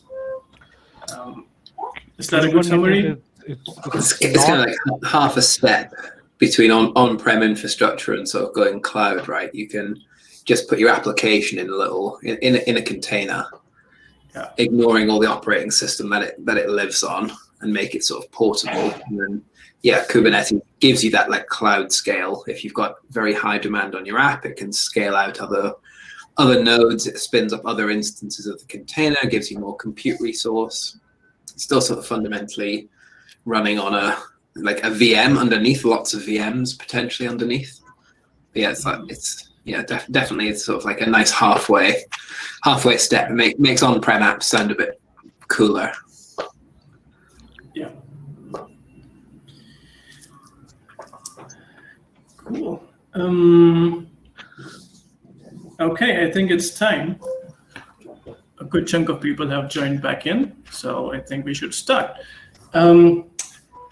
The next question I have for you guys is, how do I choose my career? Should I stick to technical? Should I go to a non-technical, or maybe something like a semi-technical job?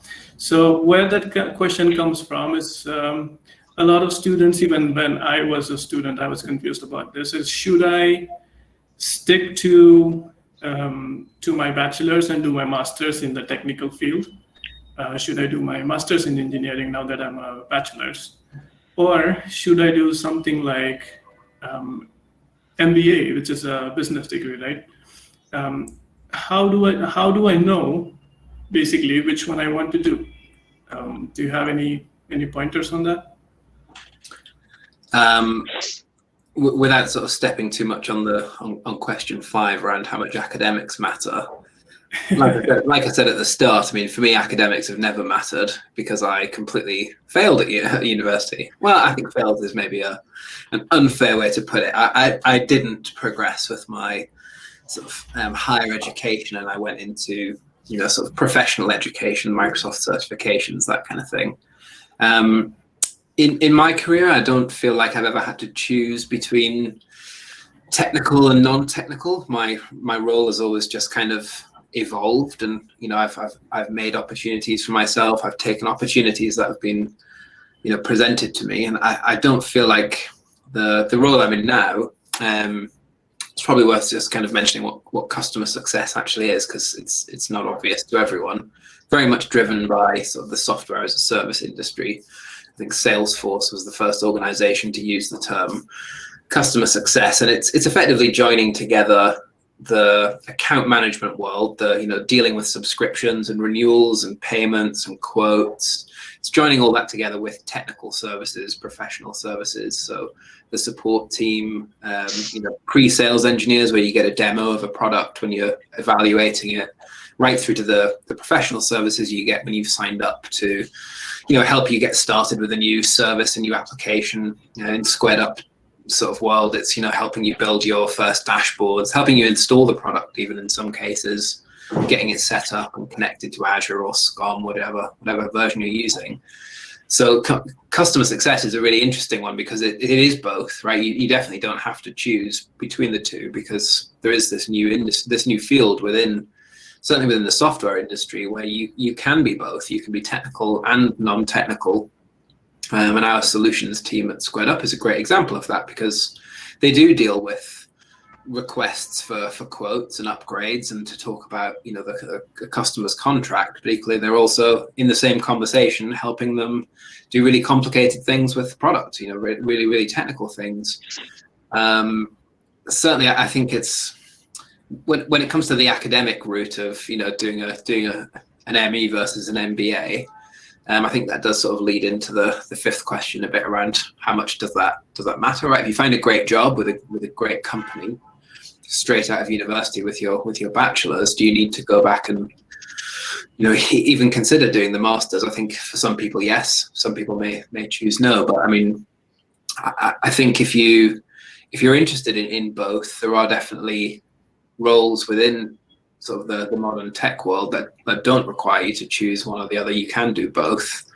I think if you have a technical degree, people who tend to study engineering, again, like I said at the beginning, the reason I didn't like medicine is because I was more interested in things than people, right? And that's sort of classic engineering, right? You're an awful doctor if you're not interested in people, but you're a great engineer if you're interested in things. And I think if you are interested in the engineering part of things, you maybe aren't naturally inclined towards, customer relationship management, dealing with people, dealing with the business side of things, which does tend to involve people management and running a team and, that kind of thing. I think if you're interested in sort of starting your own company or sort of getting to a very, very senior sort of management position, you do slowly move out of a purely technical role. I mean, even in my job, like I said, I spend half my time writing node functions and playing with Azure Logic apps and messing around with all sorts of technology. I'm still like the VMware admin for Squared Up, right? There's all sorts of random things in my role that I've never moved on to, I guess, the more technical people. I think it's probably a very personal choice. I couldn't give anyone some direct advice, in broad sense. I couldn't say do this or do that. I think it does come down to what you're interested in. And if you're really interested in building something or making something work, the engineering route is probably the better. The ME route is probably the better choice. If you're interested in understanding how a company works or running your own company one day, then maybe the MBA is a better route. But equally, if you find a great job with a bachelor's, good luck, congratulations, you're on your way, right? So higher education then becomes, in my opinion, something you can take or leave beyond that. Becomes a formality, sort of. Yeah. Once you've got that first job, everyone forgets everything you did before that anyway, right? Your resume only lists that first job. That's all people ever look at. So yeah, I've had so many jobs now that if I listed all of them on my resume, it'd be about 8 pages long. They wouldn't even get to the fact that I didn't go to university. They'd get bored before they got past the 5th page. So yeah, cool. So do you think, or maybe somewhere, maybe Stoyan, do you think that to do a technical job versus non-technical, do you have to have like a certain set of skills or talent that will influence your decision whether to choose technical or? Absolutely. I do agree that you need to have like technical-oriented mindset if you want to be very good in the technical area. So you cannot really progress and let's say achieve a lot if you're not, let's say, if you do not fancy technical. That's my opinion. And I think if you choose technical or non-technical, um, it's not that important. It's much more important that when you choose one over the other, that you really push and make an effort to be good at what you're doing. That's very, very important, to always try to get better, to learn new things. It's very, very important. I also agree with, we will get to the discussion about how much do academics matter, but I also agree with Adam on this. The first job is very important also. In a way, this will also draw your career path, or for a large part of the crowd. It did certainly for me. So I jumped into a very technical position. I was a technical guy previously. What's important is I have lots of dear friends and colleagues who are changing their career path somewhere on the way from technical to non-technical. So you're an engineer, then you get to lead a team of engineers, then you get to the management to get to a management position. For me, certainly, what I know is I'm very, very technical, and I will stay like this. I'm not attracted by people management, definitely. I'm not good at it. I have the chance to do so, or I still have it. I'm also a partner at the company where I work. So, but I try to stay away from this. I like to dedicate my time to the technical stuff, to talk to the computer, if you can say so. So this is pretty much also defined by the type of person you are. Yeah, That's my opinion. absolutely. Lilith, so in your role as a senior cloud engineer, I think you also interact with a lot of different customers and a lot of new people. Right. What is your experience? So you can get an example of mine that would be good. So in my I think 12 years of career, I have been from system admin to the manager, then senior manager, and then back to the cloud architect. So I have enjoyed my journey, both a technical and the non-technical. So once you are a technical, you don't uh, find that kick in the non-technical stuffs while managing the peoples and other stuffs, right? So my suggestion is whether to start a technical and to the non-technical. Don't mix up both the things. Okay. So when you start doing non-technical stuff, it will be always good that you will be in the non-technical. Don't touch it the technical. But I would suggest to understand and learn the technical stuffs, which will help you to run your team or probably grow. Otherwise, you won't understand the things. In a Yeah, previous time, if you just see down the line of 5 to 6 years, 7 years, all the managers are, most of them are non-technical, right? When you just have some issues or the escalated, and then you just go and say, I have these issues. They'll say, okay, tell me what it is. And then you are explaining all of those technical stuff, they won't understand, right? So, Exactly. but now they also came from the technical background and will say my system is rebooted due to some blah blah error or the blue screen and all of this, right? Earlier they'll say what is blue screen, and you have to explain almost an hour and say what is blue screen, and then they'll come into the conclusion, right? Yeah. So I would say both are good, but at least whoever the non-technical persons or the students who wanted to join as a non-technical, they should understand what's the issues and at least basics of the technicals, so they won't have any issues. Now earlier there won't be any role for the technical manager, right? But now you can see there's a role Yeah. created as a technical manager who can help the team into the technical part as well as they're managing. So it is also evolving. Either you do the MBA or whatsoever, they're also starting learning the agile methodology, how these things are working, though including in the IT, how the cloud is evolving and all of those stuffs. Like earlier we used to do this uh, couple of other old methodology, right, which is evolving and getting into the new. So whether you choose a technical or the non-technical, but make sure when you choose the career path, you should be aware of both the things, which will make your career into the balance part, right? Right. As Satyan told, right, he has an offer to do the management, but he can't do, because once you stuck into the computer and you don't touch into the technical stuff, you just say what I'm doing, right? You don't feel that kick. So it Yeah. is always to have that kick, and then you do. When I was in senior manager, I'm managing the team and all of those stuffs I was doing. But still, there is in some technical stuffs, and I'll ask my manager, okay, I'll do this, and all. They told, no, you are not a technical guy now, no more. You don't. We won't give you the subscription access and the technical access. Yeah. Simple, right? So Yeah.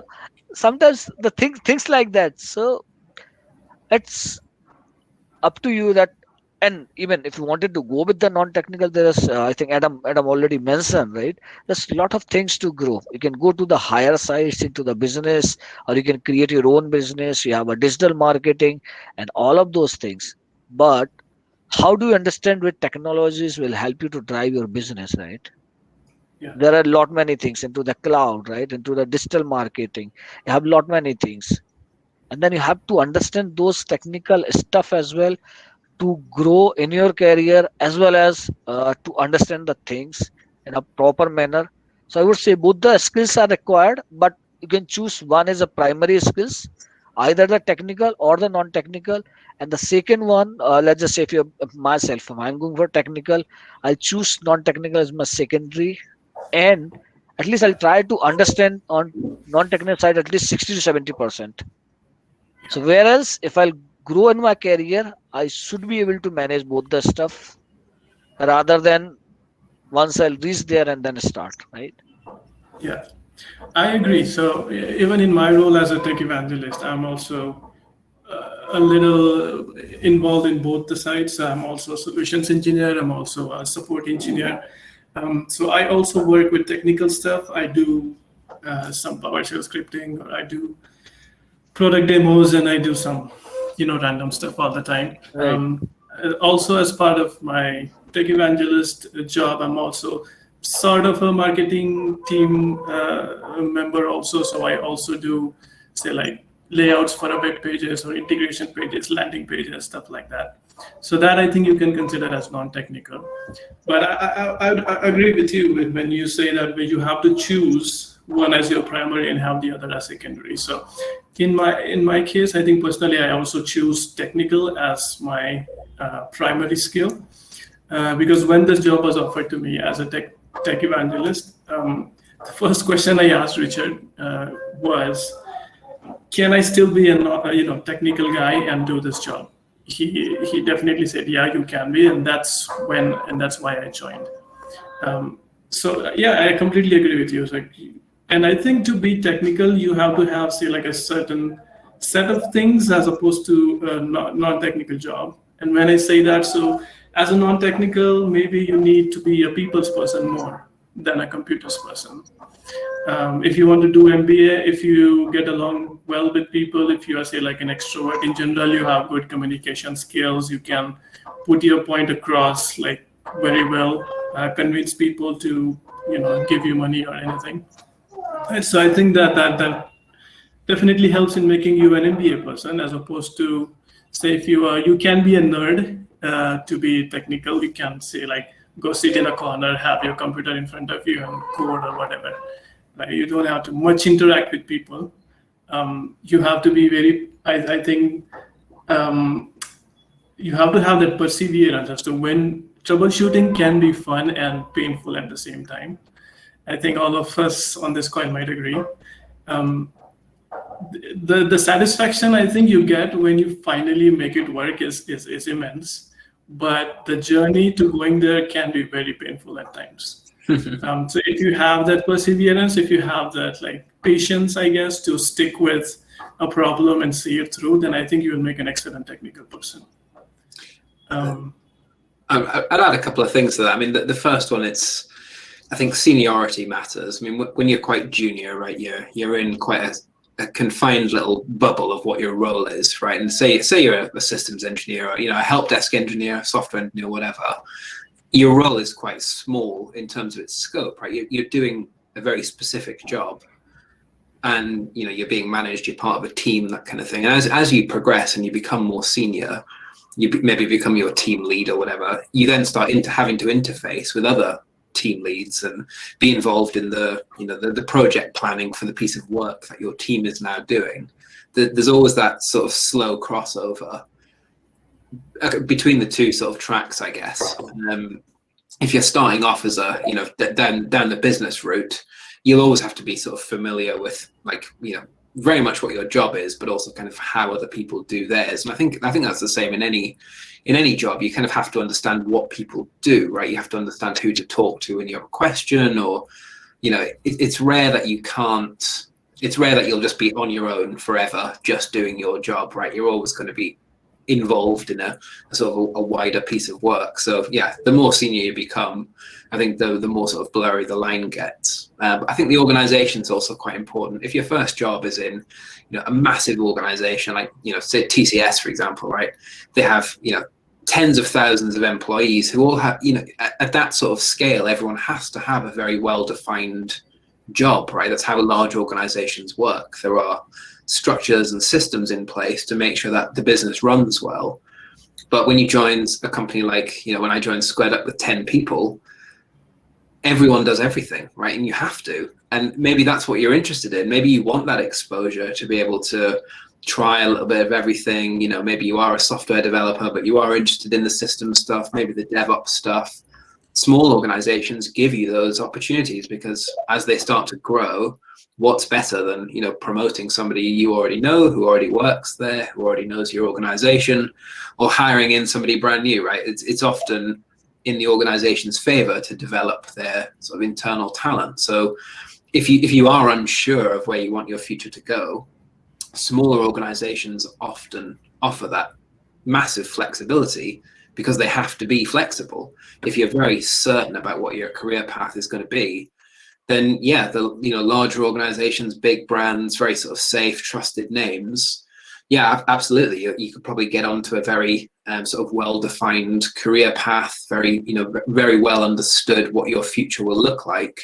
But yeah, if you don't know what you want your future to look like, yeah, you kind of have to maybe take a risk and try a smaller organization first, or move into a startup, or anything like that. I think it's interesting, but like what you said, as a cloud architect, right? Your main focus is delivering solutions for people, right? Like, it's a technical role. You're designing cloud infrastructure and cloud systems, Right. but you're not doing it for fun, right? You're doing it for customers or clients or your organization. Like, I think when you get into those senior roles, like, interacting with people just becomes a huge part of any job. And yeah, I think there's always a big blur. I think you'll rarely find someone who's just been like purely one or the other for their whole career.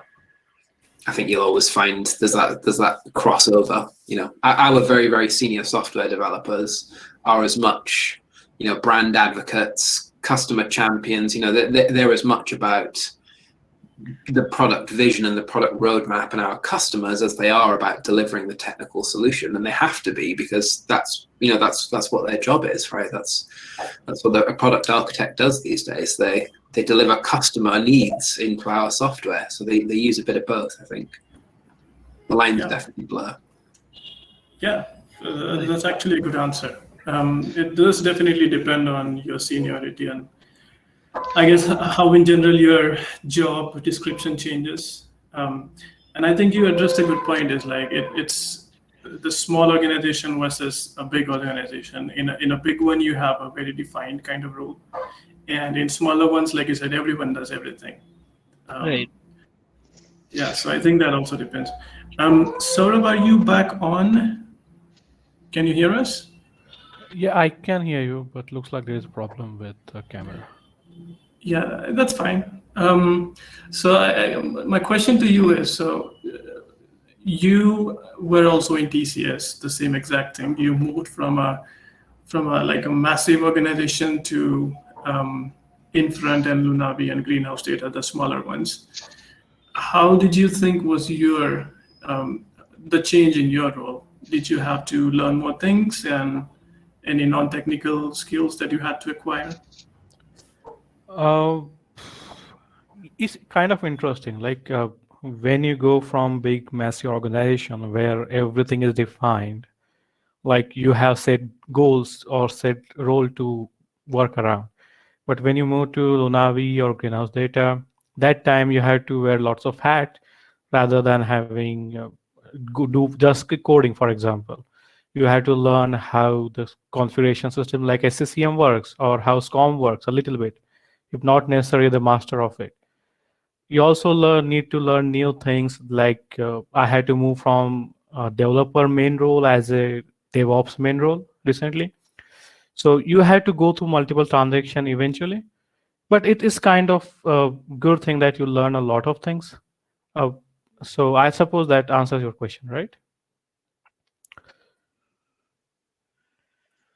Do you guys agree that that you have to have a certain you have to be a bit of attracted to what you do in order to be successful, at least at some degree? What I found out about myself personally, if I hate doing something, or if I really don't like doing something, the more time I spending on this, the more I hate this. So, or let's put it otherwise: if I have to do something I don't like, it takes less or a lot. Let's say more effort from my side to be able to achieve what I'm trying to do. So you need to have a certain degree of fun in what you do in order to be. Yep. Yep, I agree. There should be some kind of like spark you should have at some point. There will be some situation where you feel like it's just you're going through motions and you don't want to do that, but that's some kind of phase that you have to go through it at some point. And eventually you get to know that the technology much better. You come to know that you have to think different than it used to be. So I suppose it's you have to go through that one. You have to be consistent and disciplined enough to go through whatever the boredom you're having that moment. What do you think, Adam? Yeah, I agree. I think for me, my motivation for, I think, sort of coming to work in the morning is like, yeah, I really love my job, right? I love what I do. I spend a lot of time playing with our software, which I think is great, like really getting nerdy with cloud solutions, learning all sorts of new tech skills. But I also love working with our customers. And I think I get a lot of pleasure from seeing customers getting that wow moment, right? When they play with our software, like, oh yeah, this is solving all my problems. This is the best thing in the world, right? I'm very much motivated by seeing that reaction from other people. I know people I went to university with who are very, very motivated by having a nice house, right? So for them, getting paid is why they go to work. And some people are just happy to, if it pays well, they'll do it. But I think as long as you understand what your own motivation is, if your own motivation is being, the best in your company at that particular job, pursue the academics, pursue the learning. If it's seeing sort of customers being satisfied with the work you've done for them or with what your product does for them, then obviously be a brand advocate, be a tech evangelist, be a real sort of expert in what your software does. But I think it's definitely down to your what motivates you, what do you want to get out of your life, and if it is that like personal satisfaction from making something, or making someone happy, making a product that's great. I think understanding what motivates you personally is like the key to it. Absolutely. Awesome.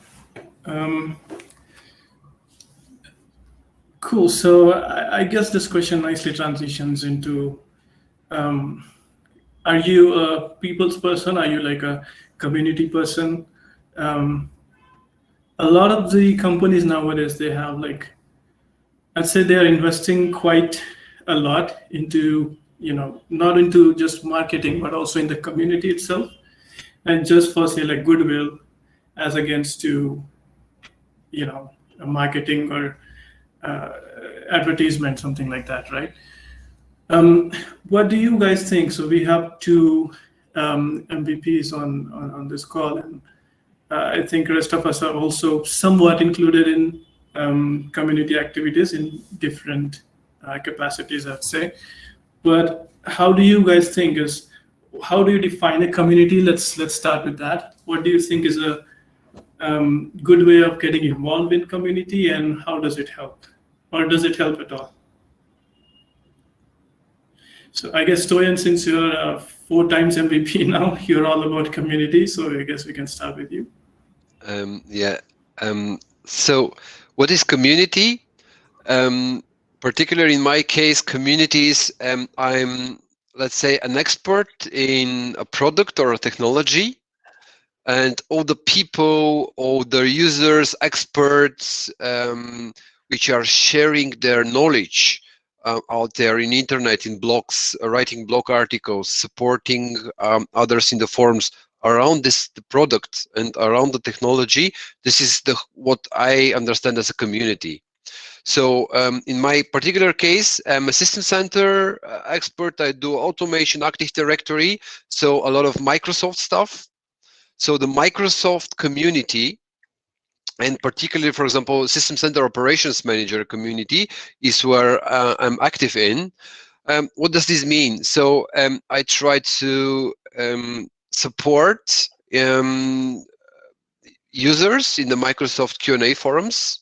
So that's part of my community work. So I do this in my spare time. I do not expect anything in return for this. I do it because of 2 main reasons. I know what it feels like to get help when you have a question or when you need help. And the second reason is, while helping others, while answering their technical questions or helping them troubleshoot something, I also learn stuff. I'm getting more and more proficient in the matter, and this is only a positive thing for me. The fact that being active in a community gives me, let's say, like a reward or award, like the Microsoft MVP title, is just a side fact. I'm not doing it primarily for this. I was even thinking about not doing this anymore, just for personal reasons. I'm a family man. I have a wife and 2 kids, and this costs me a lot of time. But every time when I try to stay away from the community, in a couple of days I get drawn back, and I feel like I want to help. For example, I see a question, I know the answer, nobody's helping this guy, so I sit down, write him an answer, help him. That's what matters.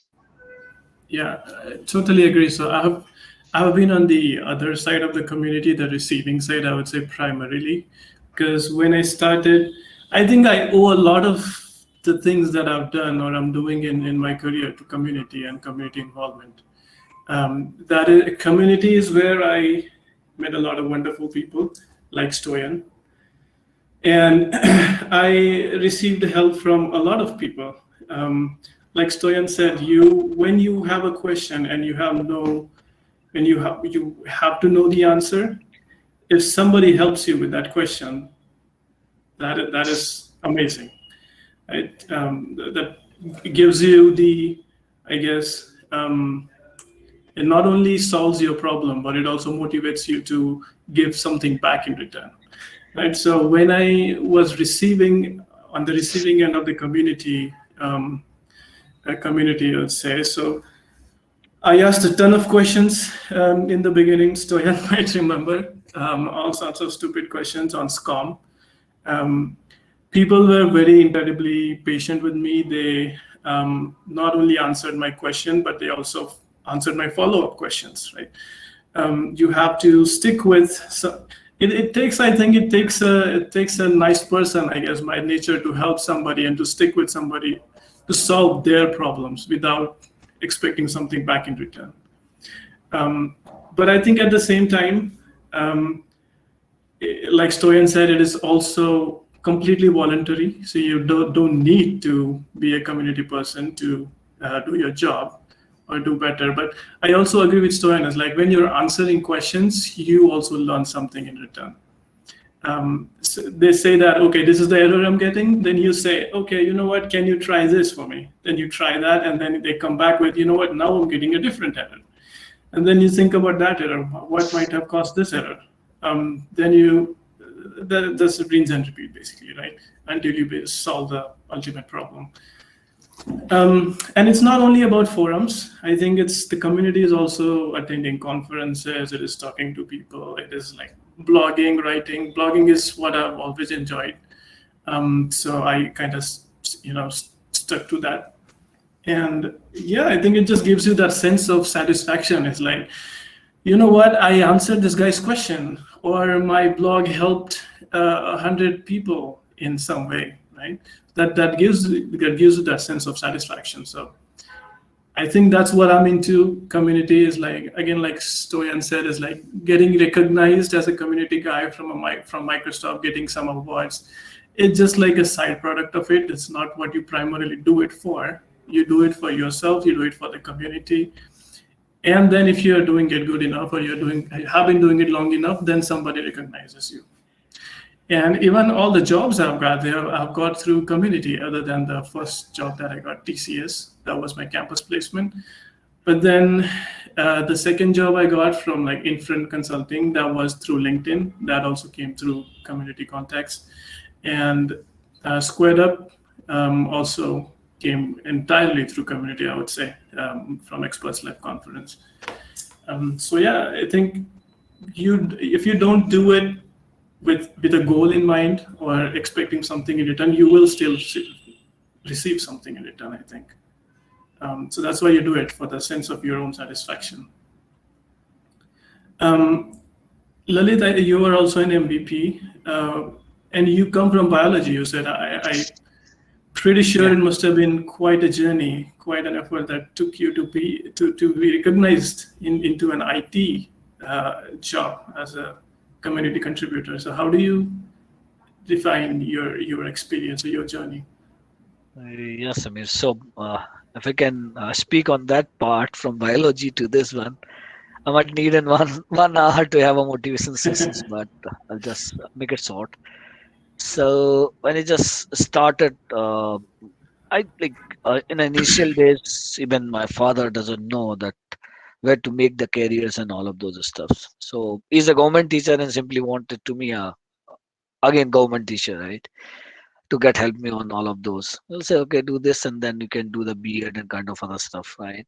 So, but I was also trying hard to get a few of the government jobs and all of those stuffs, and I couldn't find. Then I'll call my friend, and then I came to Bangalore, and that's where I started my IT career. So he asked, "What you do?" I'll just say my answer is, "What are the things you are doing? I'll do the same things." Okay. And then once I came to Bangalore, I never looked back. And the important part is, I'm speaking in English, but at that time I don't know English. Okay. Even I have written my graduation exam in Hindi. So it does not matter from what background it is, which background it is, and what technical or non-technical skills you know. But the matters is how you can learn very quickly, or you can have some things to it, and then you can grow. So what community will help me? I was, reading those blogs, and that is the true story. I was reading those blogs from, I think, 2007 when I started my career, and going through the YouTube videos and you see the MVPs, and lot of people are making videos, and I'm learning. They're using Camtasia, and I try to find out how they are doing. They're creating their own sites or whatsoever. I don't know. And till the time of at least in 2012 or 13, I just come to know I have some little knowledge, okay, how they are writing and all of those stuff. So in 2016, when I start writing, a lot of people are saying your English is not good, videos has this issues. So don't take it personally, because when people like your content or they love your content, or probably they just see and fire on you, they'll say these are the things you improve, right? So I'll just say, okay, I just took those things to improve. I never say, no, no, why you are saying like this? My English is super good. I know I have in 12th, I have a 34 numbers. So if I drop by two numbers, I might get failed.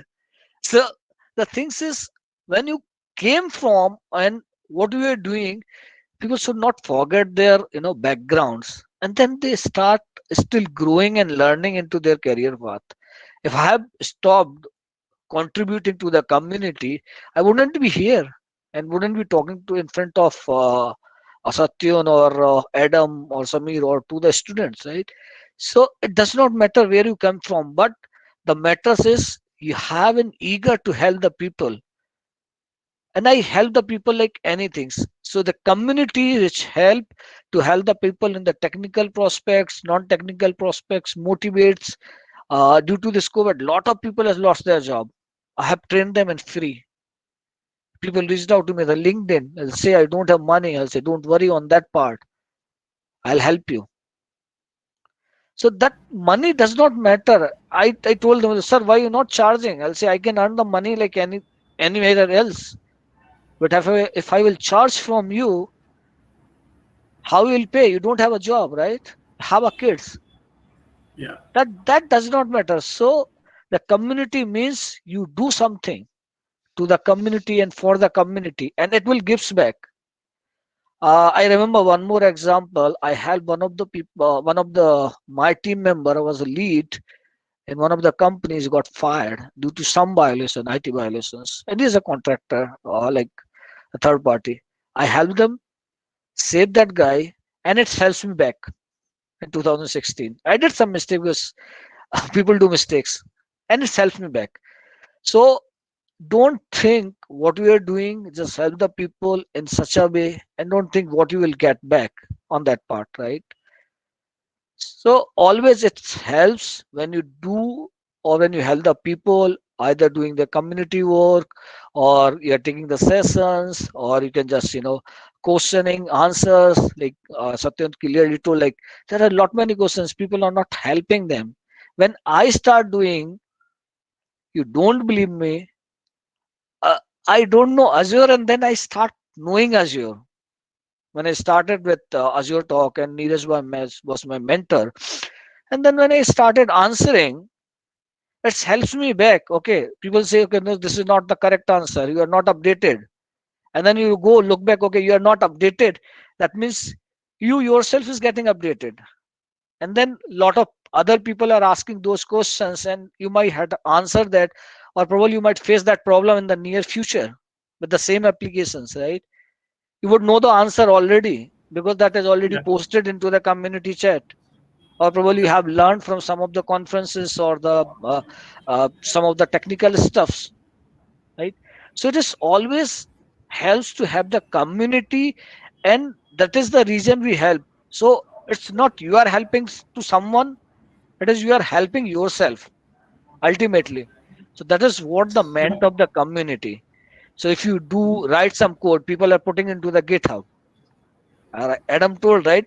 You don't have to do the code because it is already there. Just you have to put your eyes, and then this is what the community does. And when we back to 2004, 2005, it's not there. We don't know the GitHub, right? So Yeah. that's where the things come up, because people are making ready to use things for you and can modify it according to you, and it will help you as well as to the whoever put those codes, and they're getting appreciated, right? To the community, to the Microsoft, and all of those. So that's where you like a person. Yeah. So I would always say, do not think what people think is okay. Let them think. You just help the people. And when I started working on those part, people were saying, Lalit, do you sleep? I'm like, yes. Do you spend the time with your family? I say yes. Then how did you get the time to write a blog, to give the sessions and all of those stuffs? It's all about your time management, right?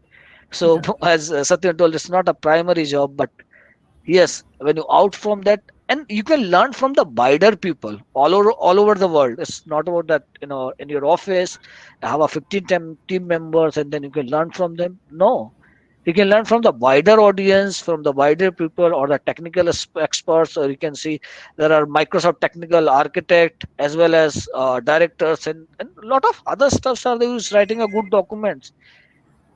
You can also Yeah. contribute on that part. So it's all about how you can work with the community and do for the community, and community will always gives you back. When you start doing it, you'll never find that you don't have a job. I like agree. like everyone, like Samir or someone, like let's just say if you don't have a job now, you put it into the LinkedIn, you'll get at least 10 to 15 calls, because people know how Samir or Adam or Satyan or Lalit or Saurabh is doing for the people. Yeah. That's how it skips back. But it's not visual, it's invisible. Yeah, it doesn't give like immediate results like you said. Right. So I also have like a related story, so that's how I got in squared up like I said. So I had some online presence. I was blogging at that point, and when I met Richard and Bruce, when they flew back to UK in a few months, I received a mail from Richard just asking me, "Hi, Samir, would you like to like join us?" I said, yeah, sure. When do I come for, when do I get an interview schedule or something? I think that's not required. I read your blogs. I know you do what we do.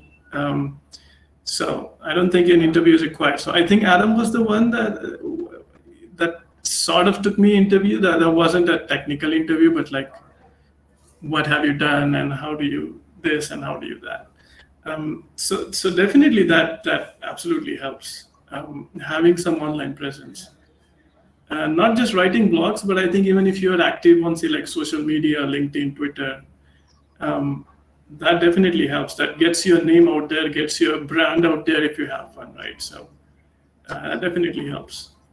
We're talking about something that's like it's nothing new, right? We've been doing this for thousands of years as humans, right? You help your neighbor fix the fence on their farm because you know how to do that, and all their horses are escaping or whatever, right? It's all the same, right? It's just it's evolved as the world has evolved, right? And we're still just sharing knowledge and sharing experience, and it all does, yeah, exactly like you've all said. It all sort of it pays back in other ways. You share something about something you've learned, you write about it, you answer a question on a forum, that leads someone else to take that a bit further, and down the line you find that the answer you need is 30 answers below the one you gave 5 years ago, and it's sort of evolved over time. It's a wonderful thing being able to sort of share your knowledge and experience, and I think we often take it for granted just how much we know about things, all of us, right? I mean, you'll do something and you think, oh, this is pretty easy, right? I've done this a few times now. It's, it can't be that difficult. But there'll always be somebody who hasn't tried it yet, and they want to try it. They want to learn how to build a logic app or how to deploy a VM in Azure or whatever, right? And in some places there are, because technology always moves forward, there are always those of us who stick with it and are right there at the forefront and can take the opportunity to try it and understand it and write about it. And speaking to our customers, sometimes it often sort of gives me a bit of a shock when I think, wow, how don't they know this about how Azure works? They're an Azure admin. Why don't they know this? I'm not an Azure admin, and I know that. And you kind of take for granted that you learn things because of your own experiences and your own needs. And yeah, it is, I think there's like the habit to form, like you said to me, of like turning that into a blog that you would write. Like that's not something that comes naturally to me, like, learning about something and then writing it. I'd rather like learn about something and then build something with it and show somebody the thing I've built. But actually writing an article, I find terrifying, right? It's like, I have to remember how to spell all the words properly, and how Markdown works, and how to format a document and stuff like that. But for some people, yeah, like you, it's very natural, and you write great stuff and share. I'm happy to answer questions on forums. I'm happy to do that kind of thing. I think we all contribute in different ways, but everyone should always feel like you're always part of a community, right? If you live in an apartment block, you've got neighbors around you. That's that's a community of a sort. You work in an organization, you're in a team or in a department. Again, it's a community. It's taking that step to the global community, right? That you're part of without sort of knowing it, right? When in any field that you work in, there's always a global community of people doing the same thing, having the same problems, having to learn the same things, and grow and evolve in the same way. And it's just taking that step into being part of it. And it's a great thing when you find the right community. Yep, there more about it. Like since you are learning continuously, you are going through job profiles and profiles. Even the person who's like 10 years in industry, they have to learn something new. So when someone says like, I have nothing to say about it, you have to say something about it, right? That the time only you will learn something new and you will expand your knowledge. If you just say, okay, I will go do this and try this one and try to do on myself, you might get there, but it will take longer time than it needs to be. And the job where we have to do like a couple of days, you have to complete the project. You don't have time to afford that delay, to be frank. And every time you give something, like Lalit said or Adam said, community gives you back. Not necessarily that you mean, like in a job or like something concrete, but it gives you something back that you don't expect to win there. So go out there, don't worry about what people think about you, just go out there and do it yourself. Yeah, I agree. So when you're writing a blog, I think a lot of people just are worried, like, how will my blog be received, or will I be criticized for writing something wrong? You know what? Even if it is wrong, let it be. I mean, somebody will correct you, and then you go back and edit your blog, right? You don't have to worry about like writing a polished piece, like firsthand. It doesn't have to be your first draft. Doesn't have to be absolutely perfect. You can go make iterations to that. You can add new things. If you make a discovery about something, you know what, this piece of code I published, I might be able to reduce a couple of lines from that if I do it, differently. So you go ahead and you publish the new code, you edit your code and stuff like that, right? So it doesn't have to be, if you're blogging technically, you don't have to be even an expert in what you're writing in, right? So I used to write extensively about SCOM, and if you ask me where do I stand on a scale of 10 on SCOM expertise, I would say like somewhere between 5 and 6. Because I know there are a lot of like really good SCOM people, and I don't hold a candle to them. And so still I have the motivation, or I have the will to write, because again, like I said, it doesn't have to be a polished piece. You can always keep polishing as you go along. That's what drives me, and that's what started. I mean, so when I started answering questions, so when I kind of flipped the side when I was asking questions, and then I started answering some, I was very, very, let's say, worried as to how my answer was going to be received. Are people going to downvote me, say, "Hey, this guy doesn't know anything. This answer is absolutely absolutely crap," right? But still, I mustered the courage and I still started posting. And by the end of the day, I think I was one of the top contributors to the SCOM forums when it was still TechNet. Now it has moved. But yeah, you learn. You just have to stick to it. That's all. What's great about communities also, guys, that it does not come in a particular form. So you can, we discussed this already a lot of times, you can, for example, be active on a forum. You can write your blog or write on another guy's blog, write articles. Like Sam said, I really like this. It does not have to be polished. If, for example, you are able to help someone on the technical side with your blog, then that's what matters. There are also other ways of being active in a community. You can also be a speaker at an event where you present your knowledge in a certain area. If you're not that, let's say, keen on speaking and doing speeches, then you can write articles if you want. But I think in generally the community is a way to be active in the community is a way to progress in your area, to get more knowledge, to get new people, to make contacts with people, and that's how you advance in stuff. Yeah, solid point. So again, so when I was doing my forums on SCOM forums, when I was in TCS, and while I was a SCOM admin, I wasn't doing much, to be honest.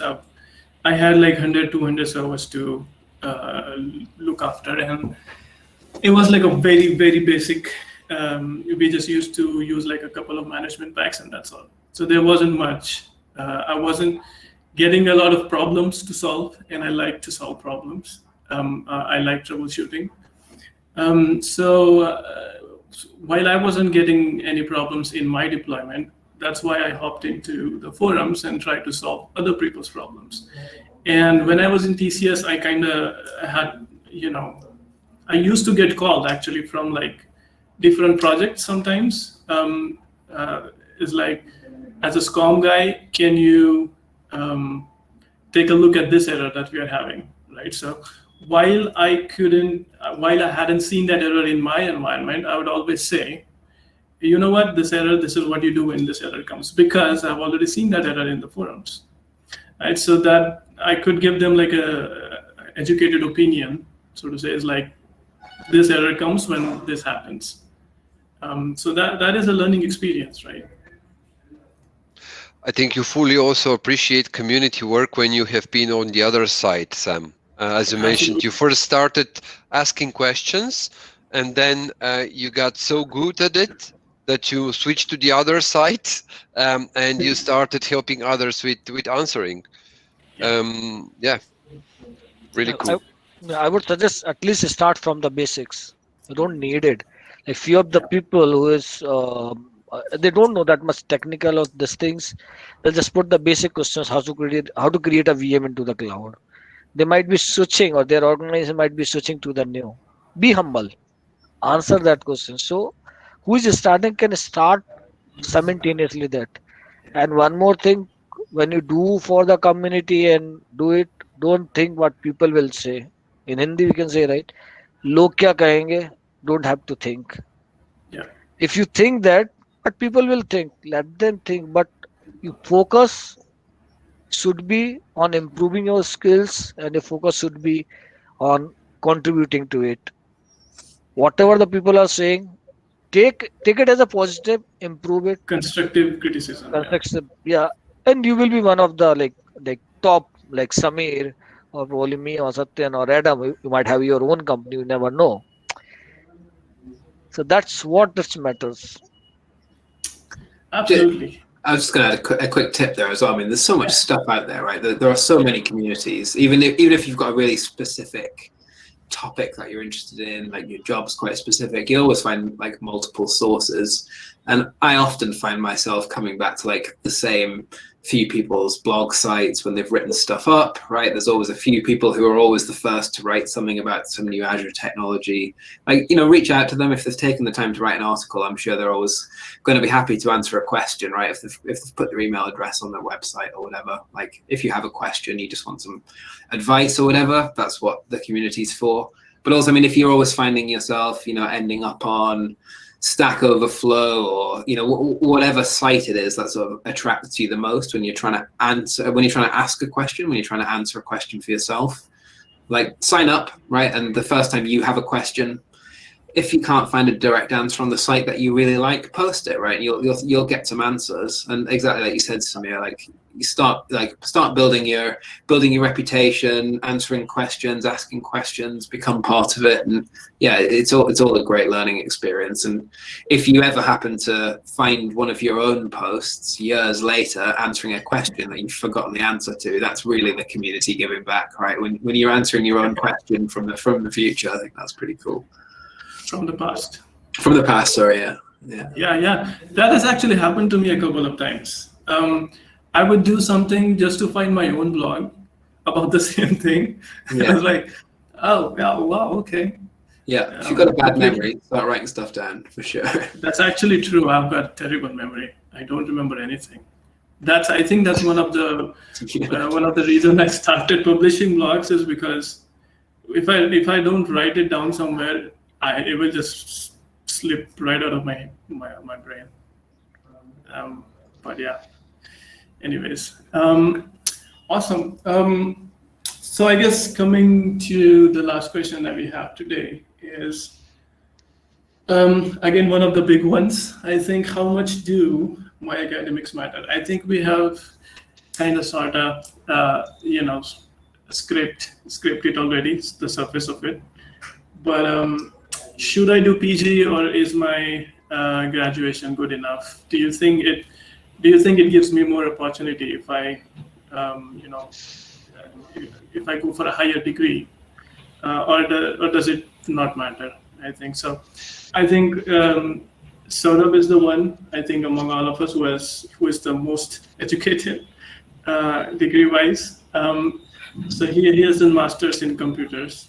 So Saurabh, what do you think? Do you think you would have done the same thing or would have been on the same point in your career if you hadn't done masters? I think yes. Like, since my core always will be like computers and technology kind of stuff, at certain point I will be navigated, maybe not directly or indirectly. I will be in this point whenever I choose my career. Maybe the path will be different, but it will end up in here, basically. Yeah. What matters is like how you're keen to learn after you complete your graduation or post-graduation. Because it's not going to be like once you learn this, you're going to use it till your career ends. It's going to be changed every day. There's going to be new API, a new version of the same software that you were using or you were learning that point. But you have to update your knowledge. But at the same time, there are some basic concepts that university or colleges taught you that helps a big way. So for example, if someone who's starting from, say, graduation or some other stream, they had to learn what basically, if they want to go into programming, learn what is object-oriented programming, how you have to do it, how to design those stuff, how the distributed computing work. So what advantage you have when you learn through university is like you get all those knowledge all together, rather than going to online and learning those on your own time. Yeah. So it depends on the person. To be frank, if that person is more, technically advanced, he may get through it, but not all among us are like resourceful enough or willing to go through all the documentation you have in there. Uh, Yeah. I suppose that makes sense. Yeah, of course. Yeah. Yeah, I think you said it right. So if you have to be either one of the two things, right? So you either have to be self motivated, or you can be, you have to go through the academics, right? So you do it because you have to do it. Um, so if you are, I think, willing to learn on yourself in your own time, take some time out of, say, like watching Netflix and something like that, and you are willing to spend some time on YouTube tutorials or like Coursera or like Linda or whatever, all the certification sites that you have, then I think you don't really need to do PG, like a formal PG. If you impress the interviewer, I guess, good enough with your knowledge, then that works, right? And again, I think people have this perception is like, do you, in your opinion, in all the years that you have, so some of you have interviewed people, you have hired people, do certifications matter, or do you look at certifications, or does it help, or does it help in like salary negotiations even? Do you get a better salary if you're highly educated than someone who's just a bachelor's? At this point, at this age and everything, where everything is available, I personally or given advice when I like interview someone is like look through what they are doing, even if they are not experienced. Are they doing any hobby project on their own? Are they going to willing to do something that's part of they are going to apply?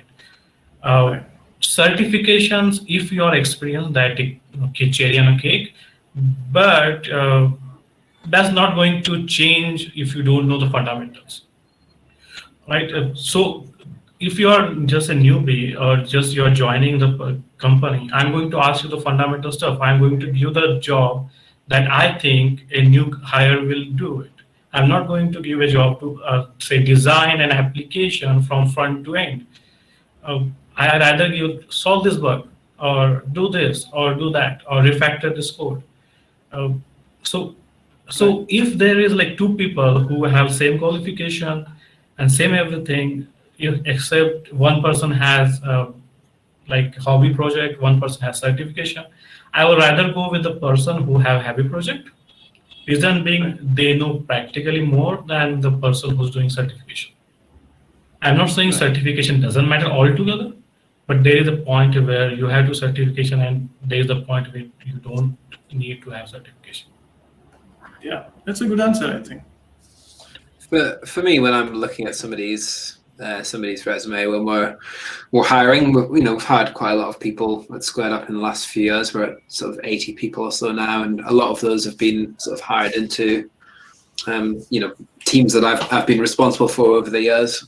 I think it's if you're looking for somebody sort of experienced, I never get as far as which university they went to or what their degree was, right? If they've got 10 years experience as a senior support engineer working for a company like HP or Microsoft or whatever, I know they're good at their job. And if I'm hiring a support engineer, that's what matters to me, right? It's their professional experience. If we're hiring a graduate or somebody with only like a couple of years experience, again, I think it's almost as important that somebody has done a degree as what the degree is, right? I think the process of going through university teaches you more about sort of being an adult that you just don't get before you go to university. Like how to wash your own clothes and make your own food is pretty important, and most people learn that when they move to university, right? How to be a productive member of society, how to learn how to manage your time in the day, attending your lectures, doing your exams, that kind of stuff. Sometimes it's just the basic life skill of going to university. Sometimes that's important. We've hired people into teams that have degrees in physics or degrees in mathematics or in chemistry, or learning a science tends to lead you towards being good at making things and understanding complex systems. And sometimes just understanding that someone is able to learn about biology, for example, is enough to know that like they have the right mindset to pick up technology and to understand technology. And complex complex interactions between different things. It's whether you're talking about cells or you're talking about clusters, right? It's not that far removed. It's the act of learning, I think, is often very important. So yeah, if you can find that first right job that gets you into a good career path, then yeah, taking it further kind of becomes kind of just for yourself, right? For your own purposes. Certifications can help. Like I said, I got my first job in tech because when I left university, I spent time doing a Microsoft Certified Systems Engineer qualification and the Cisco Network Associate. And that was just enough to prove that I could probably get on all right working on a help desk, right? And I took it from there. And I've done a few things since, but really only for my own benefit, my own development, my own interests, that kind of thing. So yeah, I think it's interesting. University is very, very valuable, but often not for the subject, in my opinion. If I may add my 2 cents here, I had an interesting case or discussion with a senior manager. I was a student back then, and I was working part-time as a translator for a big company. And I was translating for the management stuff, and yeah, one of the managers asked me, yeah, I see you're young, what do you study for? And I was, electrical engineering, telecommunications. And he was, do you know that only about 20% of the students are really working afterwards on the same technology or topics which they're studied for? And I was like, no, it could not be. I'm trying so hard to get a degree here. I'm pretty sure I'll study and work telecommunications. So right after graduating, I got my first job for 3 months in this same area, so telecommunication networks. And after that, it was over for me. So I started doing Microsoft stuff. What I'm trying to say with this is, guys, even if you study and have a degree at something, it gives you the chance to see the things from another perspective. But this does not necessarily mean that you work also this. That's the first thing. Also, Adam implied this. And one more thing I wanted to mention: having a degree is viewed different around the globe. So one example, I'm originally coming from Bulgaria, which is also in Europe, but more on the southeast part of Europe. And in Bulgaria, there is a very high percentage of people who have degree in something. But this leads to the fact that having a degree is not considered that fancy or prestigious anymore. And here in West Europe, in Switzerland, Germany, and all other countries, not everyone has a degree. Actually, the people who have a degree are far more less in percentage compared to the people who don't have a degree. And I know what it feels in my country when you say I don't have a degree, you're automatically considered, let's say, oh, it's not that smart person. This is not true at all. I can confirm it. Not having a degree does not matter that you are not good at something. And the best example for this is IT. I need to say that most of the specialists I work for, the best of them, most of them, they don't have a degree. They even don't have a certification in the certain area. So certification is very nice, it's good when you want to enter a job. But afterwards, that I think Saurabh mentioned this, what matters is experience also. In my last 3 to 4 years, I have not done any certification at all, just because I don't have the time for it. But still, because of the fact that I'm developing myself, I'm learning, I have all the chances now. So, yeah. Yeah. So, yeah.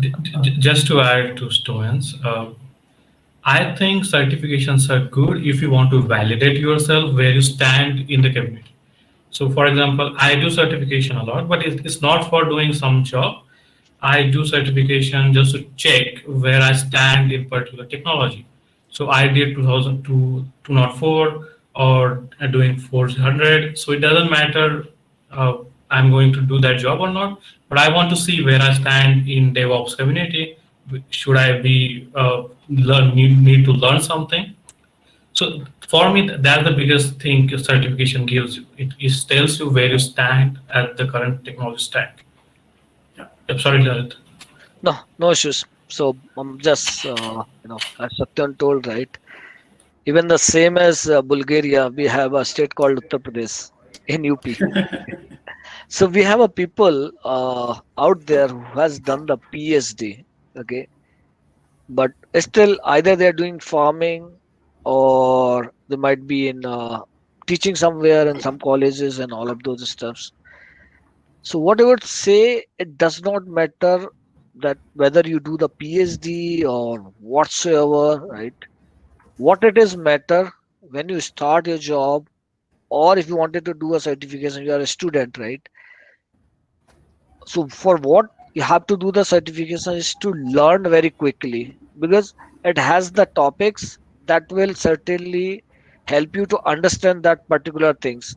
But let's just say if you wanted to be an expert in Microsoft Azure, even I'm not expert, to be frank, because that is evolving.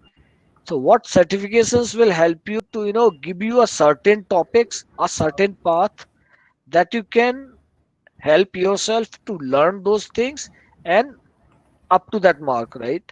So you can start with the fundamental. So once you have a fundamental of any of the languages or these things, then you can go with the intermediate. And once you have that, and then you go to certification, all of those stuffs.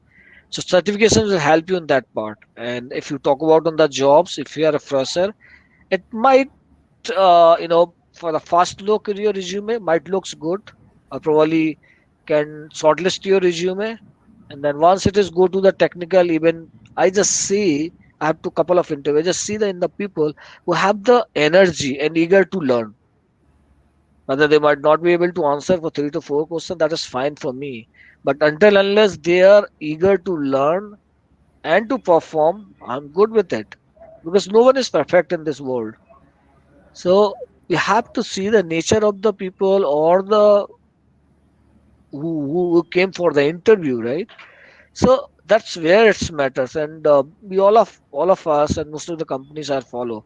Even if you just see the Google or probably Microsoft or a couple of other countries, they do not consider a degree. They just say you don't require a degree, right?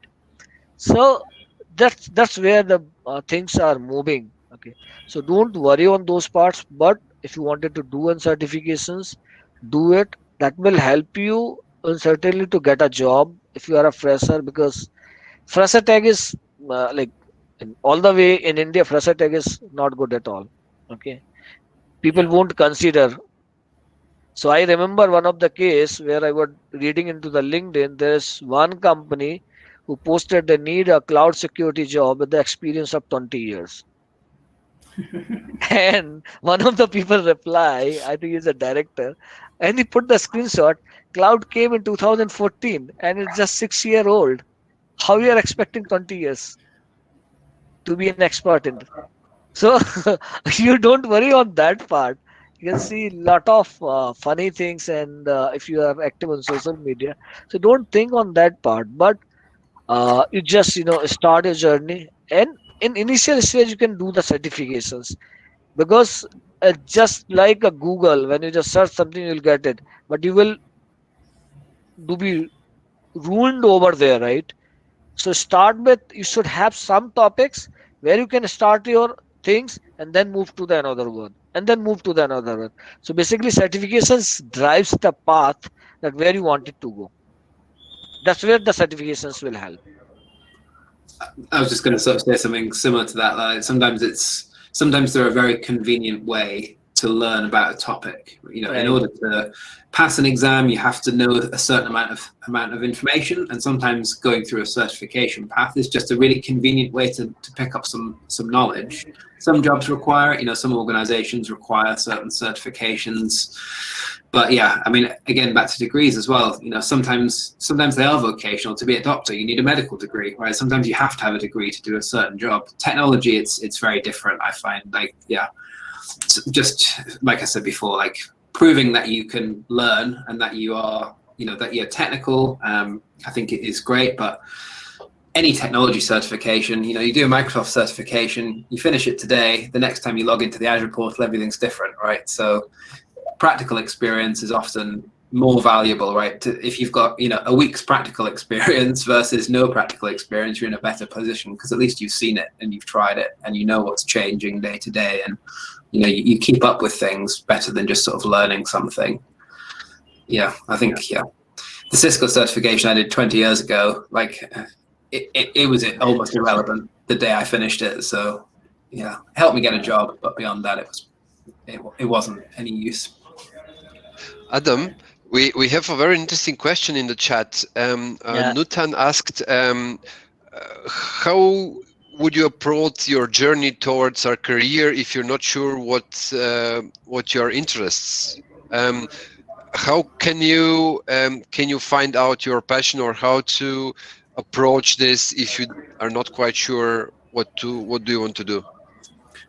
Yeah, it's an interesting one. I think if you've got no idea at all, you just have to try lots of different things, right? If you know that it's roughly technology that you're interested in, often quite a good entry level job to get into is working on a support desk, right? Working for a large organization on a help desk, because you might be fixing a printer, fixing a user login issue, installing software, updating it's probably a nice entry level role, especially sort of first thing out of university. That does give you quite a lot of exposure. I think if you're interested in development, Sarah can probably answer better on that one. But yeah, certainly for like technology in general, you kind of you need to try a bit. You need an opportunity that lets you try different things, I think. And a help desk is always an interesting place. You're working with people, you're working with all sorts of different technologies, and it's often a good entry point into that sort of that next job. You prove you can fix a problem, you get a better job fixing problems, that kind of stuff. I don't know. What about you, Stoyan? What do you think? My career path was, let's call it predefined.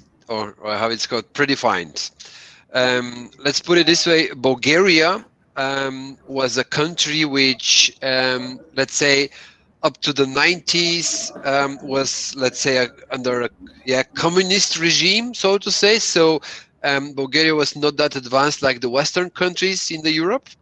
I had the advantage. My father was traveling a lot, and as I was a kid, he brought me a computer, and this defined my whole career. So I started really with CMD stuff. First, of course, playing games and stuff like this, but afterwards I just got curious. What is the computer? What hides behind it? And from then on, I started really only technical stuff, computers. But if I were to decide now what to do, I would also really follow your advice. I would try different things. I would experiment. And very, very important, a bit of personal advice, don't rush it. I see so many, for example, particularly in IT, so many great specialists which started, let's say, 5 years ago. And at the same time, there are also guys who are in the IT for 20 plus years, are not that experienced. What I'm trying to say with this, you have the whole time in the world. You're young, so try different things. Don't fear that the time will pass by. You always have time to learn new things, and if you fancy IT, jump into IT. Agree. Yeah, good answer.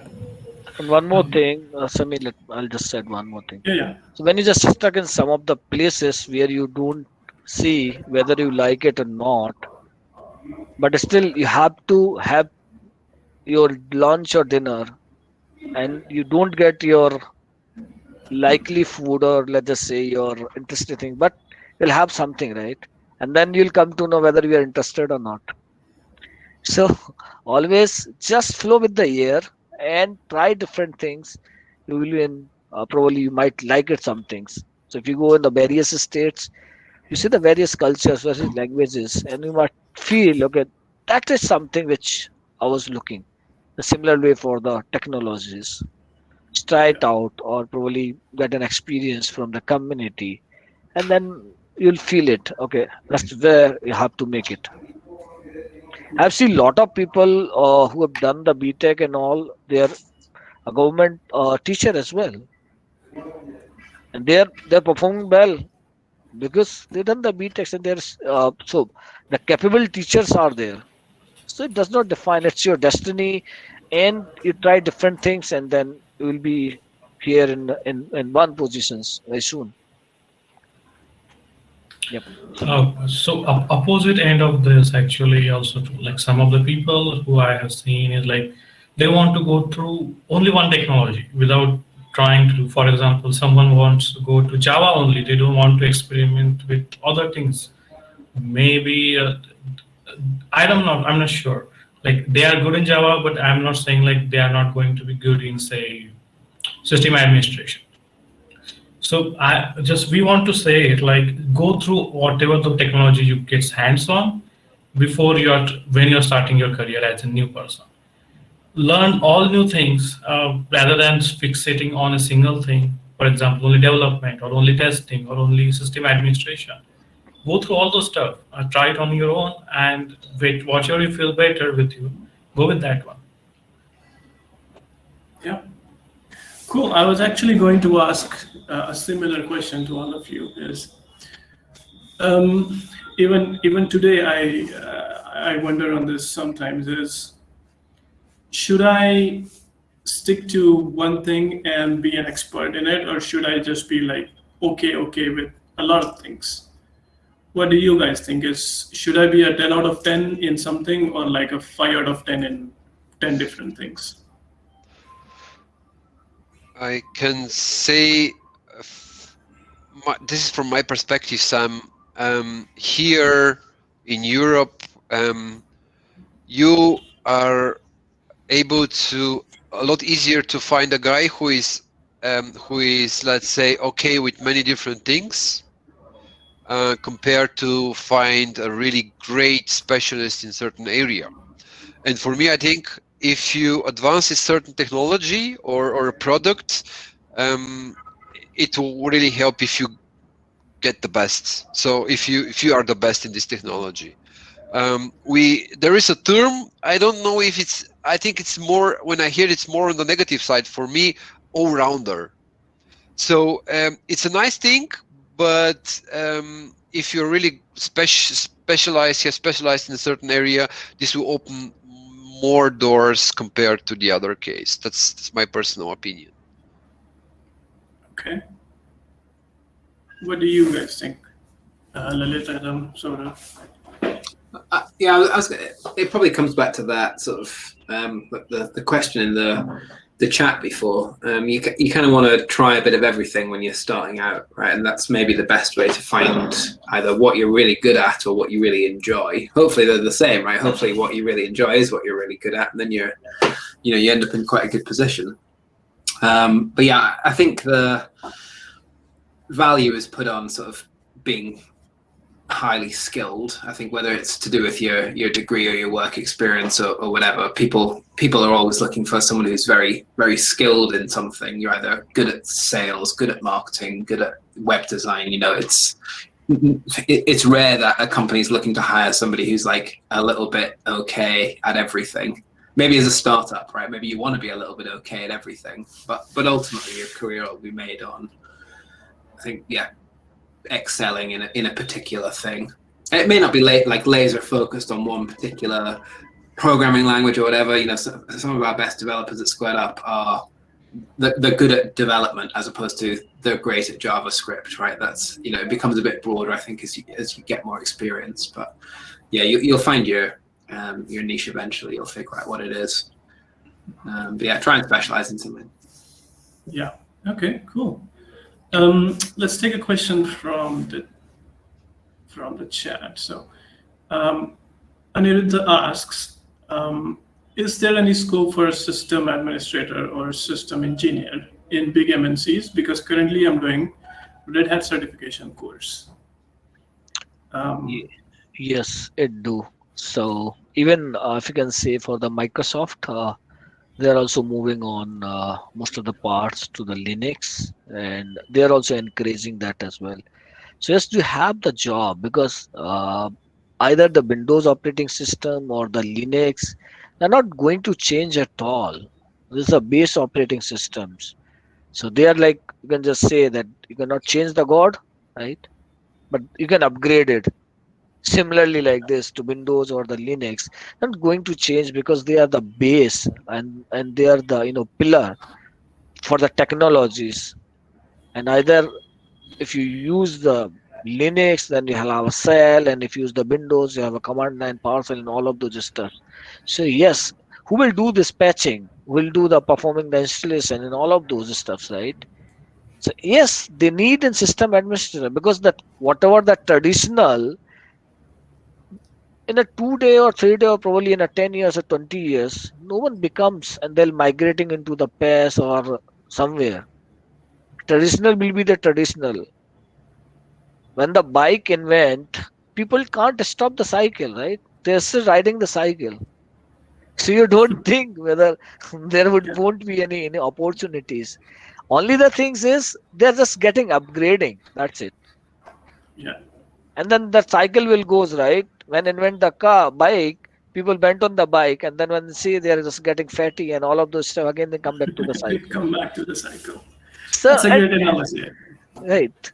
So Even just with the cloud, even with the cloud though, right? There's always a server somewhere, right? There's still somebody running around installing Windows updates on Hyper-V servers, right? right. It's not magic, right? It's not some mythical new world where the computers just like live in the ether, right? There's still data centers. You just don't get to go there anymore. So Yeah, someone's still there though, right? Someone's still patching, and you're right. Like Microsoft are making a big push on Linux. The fact that you can natively do Bash in the Azure command, in Azure command line is crazy to me. But yeah, there's a huge push on Linux. So yeah, Red Hat's a great certification. It gets the enterprise standard right for Linux. So. yeah, On that, WSL is also part of Microsoft trying to add Linux into Windows. Right. So it's going to be there. Linux at least will be there. Maybe your Awesome. shell changes, but it will be there. yeah. Cool. Let's take another. So Mansi asks, sir, I'm from electrical engineering. After completing my engineering, I want to do MS in computer science, but everyone says that it's tough for non-IT background student to get admitted in a top university for MS. So how should I prepare? So Stoyan and Adam, if you guys are not familiar with MS, it's where you preferably go outside of the country to pursue an MS in a good university, master's in science. So that's the question that Mansi is asking. Has anybody got any good answer to that? I think most of us, other than Saurabh, I would say most of us are non-IT background. So I think Yeah. all of us, What I would suggest is, so you can, first you have some curriculum on this, right? What are the things or what are the things you'll get? So probably getting some idea who already done for this MS things, right? And understand what are the questionnaires and other stuffs will come, right? And you can start preparing for that. It does not matter whether you are in from electrical engineering, and I'm saying a couple of times even all of us agrees. It does not matter whether you are in electrical engineering and all of those stuffs, but you are the engineer, right? Engineers can be a Bollywood actor and a engineers can YouTuber. be anything. Yeah, anywhere you can find an engineer. So that is how you're going to prepare. That's what it is matter. So in electrical engineering, you might have a software to design the chip, right? I was working with the Broadcom. I just say a lot of electrical engineer. They're just designing the wireless chips and all of those. They're still working on that. So you have that mindset. Only the things is with the electrical and to the CS that there you're going and designing some chips and putting the circuits and all of those. Forget me if I put it anything wrong. But in the CS, you are developing an applications where you are developing a product, and here you are developing an applications, right? So make sure you should be understanding those languages, and probably when you just go for the exam or for the NS, it does not make your answers matters. How you're going to answer those questions, whether you know that language or how you're going to perform those projects, right? That is what matters. So you can start learning, and you can probably start interacting with the CS students. You might be your colleague, right? And understand how it will be, or probably the BTech computer science engineering guys. You can just interact with them and understand how they are working, what are the technology and things are there, right? And then slowly you can move on, and you can make your goal to get those things prepared and then move forward. It's been never been tough for anything. I'm the BSc biology guy, don't know English, still in front of you. And same with Samir and then other people as well. Like these guys can be BTech. So it's never be late what you are, but what you wanted to achieve, put your 100% there. That's it. That's what it is Yeah. matter. Yeah, I think ultimately, I think it comes down to your interest more than your background. Right. So, Mansi, I would say if you are interested into doing MS in computer science, but then if you have the perseverance or the patience to learn new things, yeah, it will probably take you like 6 more months than an IT guy, but if you still stick to it, then you will reach there ultimately. It's all about your interest, your passion. I would say more than your aptitude, because technical things, electrical, mechanical, computers, it's all the same thing if you have the interest into it, right? And You can learn technology at any time. Technology is not a barrier. The barrier is, I think, your own mentality. Um, that's the only and thing. then one more thing I just said quickly, and then those courses are widely available. When we were there, we have to invent those courses. And you can see in Udemy or Pluralsight, all of those courses are there in just 700 bucks. And if you get it on few of the occasions, you might get in 450 bucks in INR. So you can go register and get that best course and review it and start learning. Yeah. There is an interesting question, I think, which can be answered by our software developer specialist here. It's from, I'm not quite sure if I'm pronouncing it right, Raya or Ria? Ria. Yeah. Hello, sir. I'm an IT student. Should I focus more on data structures and algorithms or learn different technologies and frameworks? You're on mute, Saurabh. Saurabh, you're on mute. So basically, I was saying like those two things are completely different things. The algorithms and data structure are fundamental part that you have to learn anyhow. There may be technologies or framework that makes it simple how to implement those, but you have to learn underlying structure if you are going to study as a computer science student or IT guy who wants to develop application. Reason is not every application or every framework have same implementation, same type of data structure available to you. At some point, you have to develop your own. And at that point, if you don't know what data structure or algorithm you have to follow, you will come with the solution that will not run in the long run. Basically, it fails at some point, it goes wrong in some edge cases, so the thing is only learn data structure algorithm as side by side, taking a framework, for example, say Microsoft MVC or Django, for example. Take it, learn both at the same time. It's not overlapping or anything at all. They are like complete part of different altogether. I hope that answers your question, Ria. Okay, I don't know how much of a. Can Okay. somebody validate that answer? I don't have enough knowledge I to think answer. it's what you want to. If you want to be a developer, then yeah, you absolutely need to sort of take it a bit further than understanding data and sort of how to work with it, understanding algorithms. I think if the data part and sort of doing things with data is the core interest, I mean, machine learning is a huge growing area. Data science, right? You look for data scientist jobs, you'll find thousands of them all over the place. Again, you still probably need to learn something like something oriented at sort of data manipulation, Python, that kind of stuff, rather than maybe sort of for building applications. But yeah, if you want to be a developer, without question, like Sarah said, you need to learn how to develop, how to write code, right? But I think if your interest is really in the data and doing things with data, answering questions with data, then yeah, maybe machine learning and data science is more the route. Still needs the developer stuff, but maybe not to the same extent. Okay. There is also another question, Sam, right?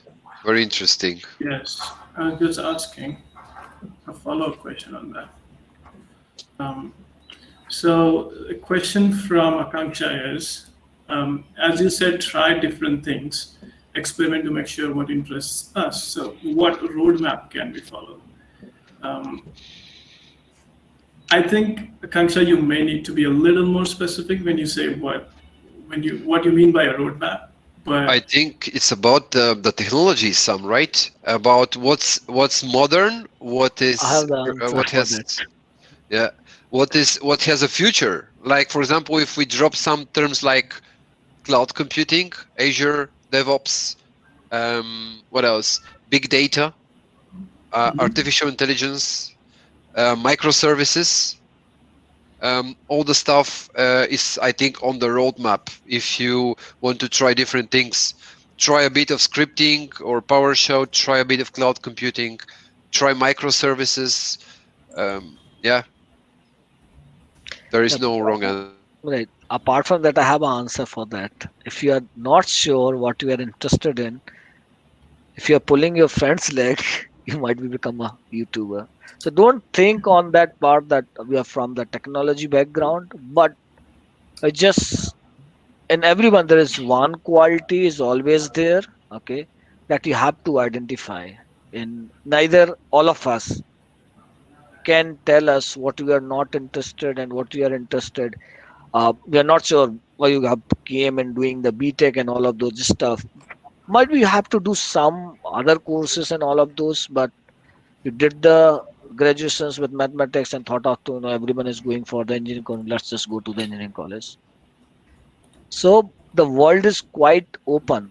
If you do not like the technical things or other stuff, you can always switch into some other stuff, and that's absolutely fine.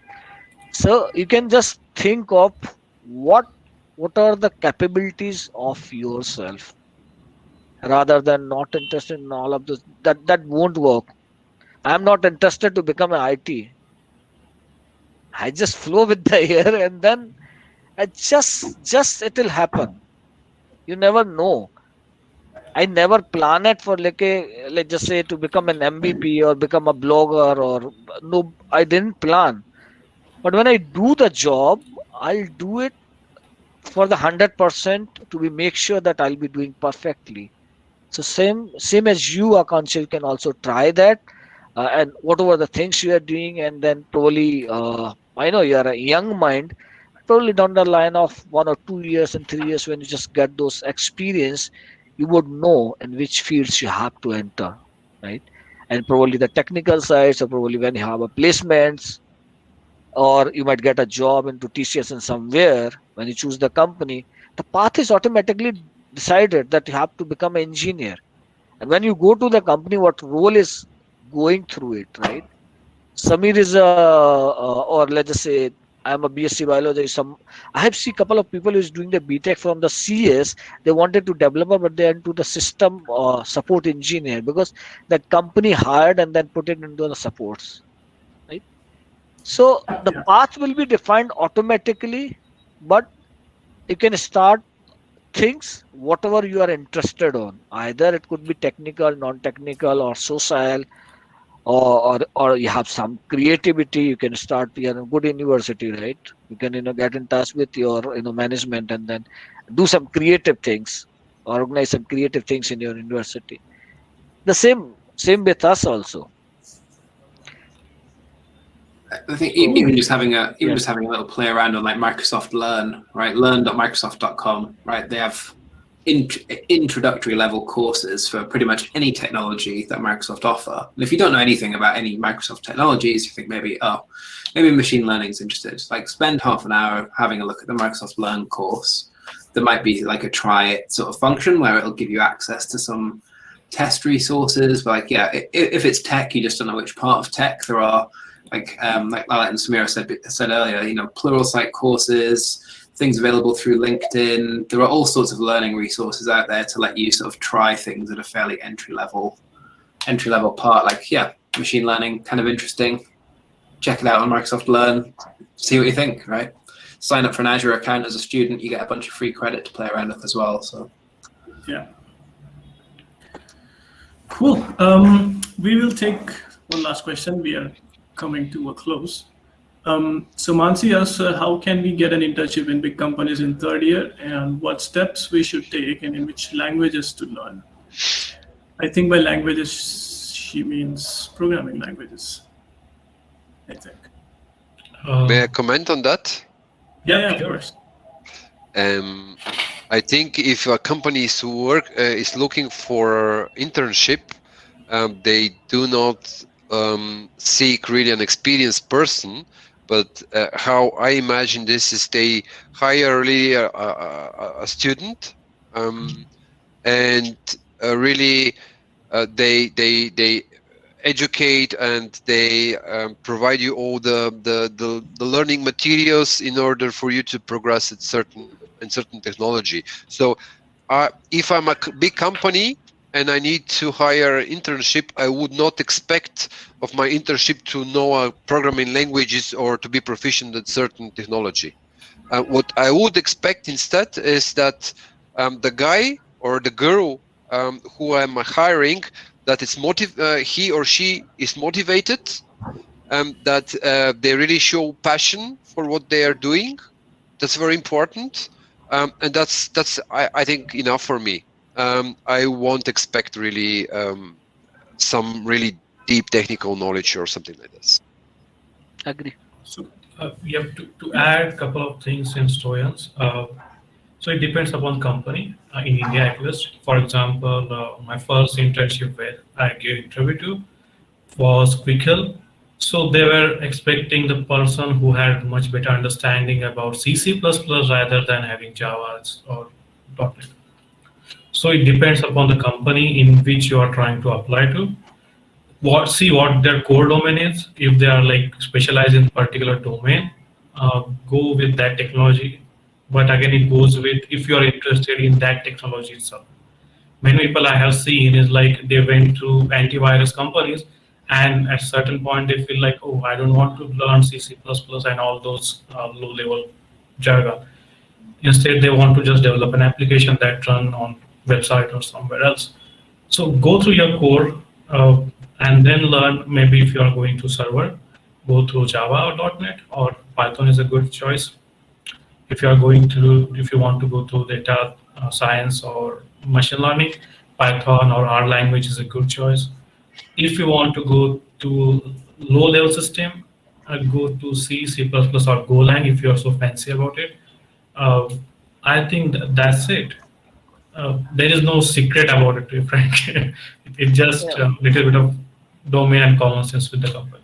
Right, sir. And apart from that, the last thing which I say, if you wanted to get a quick internship and kind of other stuff, you can start connecting and providing or integrate your community things and start doing those things, where you can get and connect with multiple companies and probably the multiple directors or peoples, where they can see your work and probably you can ask them that there is an internship things how we can apply. So it's gives you kind of these things where you can go and find an each company that who is providing the internship. So do the community work, and that will help you to get into the one of the place, and probably you can quickly get an internship. Yeah, I agree. I was just going to say actually is like, if you want to stand out from the crowd, because there might be 100 other people applying for the same role for the internship. If you want to stand out, then I guess go through unconventional methods. Like Lalit said, get involved in the community, go through the community it's kind of a backdoor, to be honest, community or social media. If you're connected to some good people, and if you showcase your work saying that, okay, I have already done this amount of work in this particular field, now I'm looking to get into a more official position and start my internship at your company or something, then I'm pretty sure instead of going through a pile of resumes or a pile of emails that I'm pretty sure all these HRs get, you will have an advantage, since you have a personal connection with the guy who's giving you the job. And so that's what I would say is, like, instead of being good at what you're applying for, also be good at communicating to the person that you're applying with, basically. That's pretty much it. That is the end of the questions we have, and that was the last topic of discussion in the agenda for today. Again, thank you everyone for joining. I know Adam, especially for Adam and Stoyan, since it's very early for them. Thank you all for joining, and if you want to ask any follow-up questions, then of course feel free to connect with us. Like I just said, we are all very happy to connect with all of you and talk to you guys. You have links to, I hope you have links to our Twitter and social handle like LinkedIn and so on. If not, I guess just type out the names in the search bar and I'm sure something will pop up. Yeah, feel free to connect to us, ask any questions, and thank you again for joining. So with that, ma'am, it's back to you. Thank you, Sameer. Thank you so much for spending your 4 hours with all of us here. And I think we actually got very good insights, and students have really enjoyed it. They're even sending me personal messages about the kind of insights they have got from all the discussions which we have done today here. So on behalf of MGM University, Jawaharlal Nehru Engineering College, and all the students who are participants here, I express my gratitude to Stoyan, Adam, Saurav, Lalit, Sameer. We are indeed grateful to all of you, and like Ashish said in the morning, we wish to see you next year on the campus for this kind of conference. And we are waiting for things to get normal here also. Thank you so much. Absolutely. Thank you, Parminder.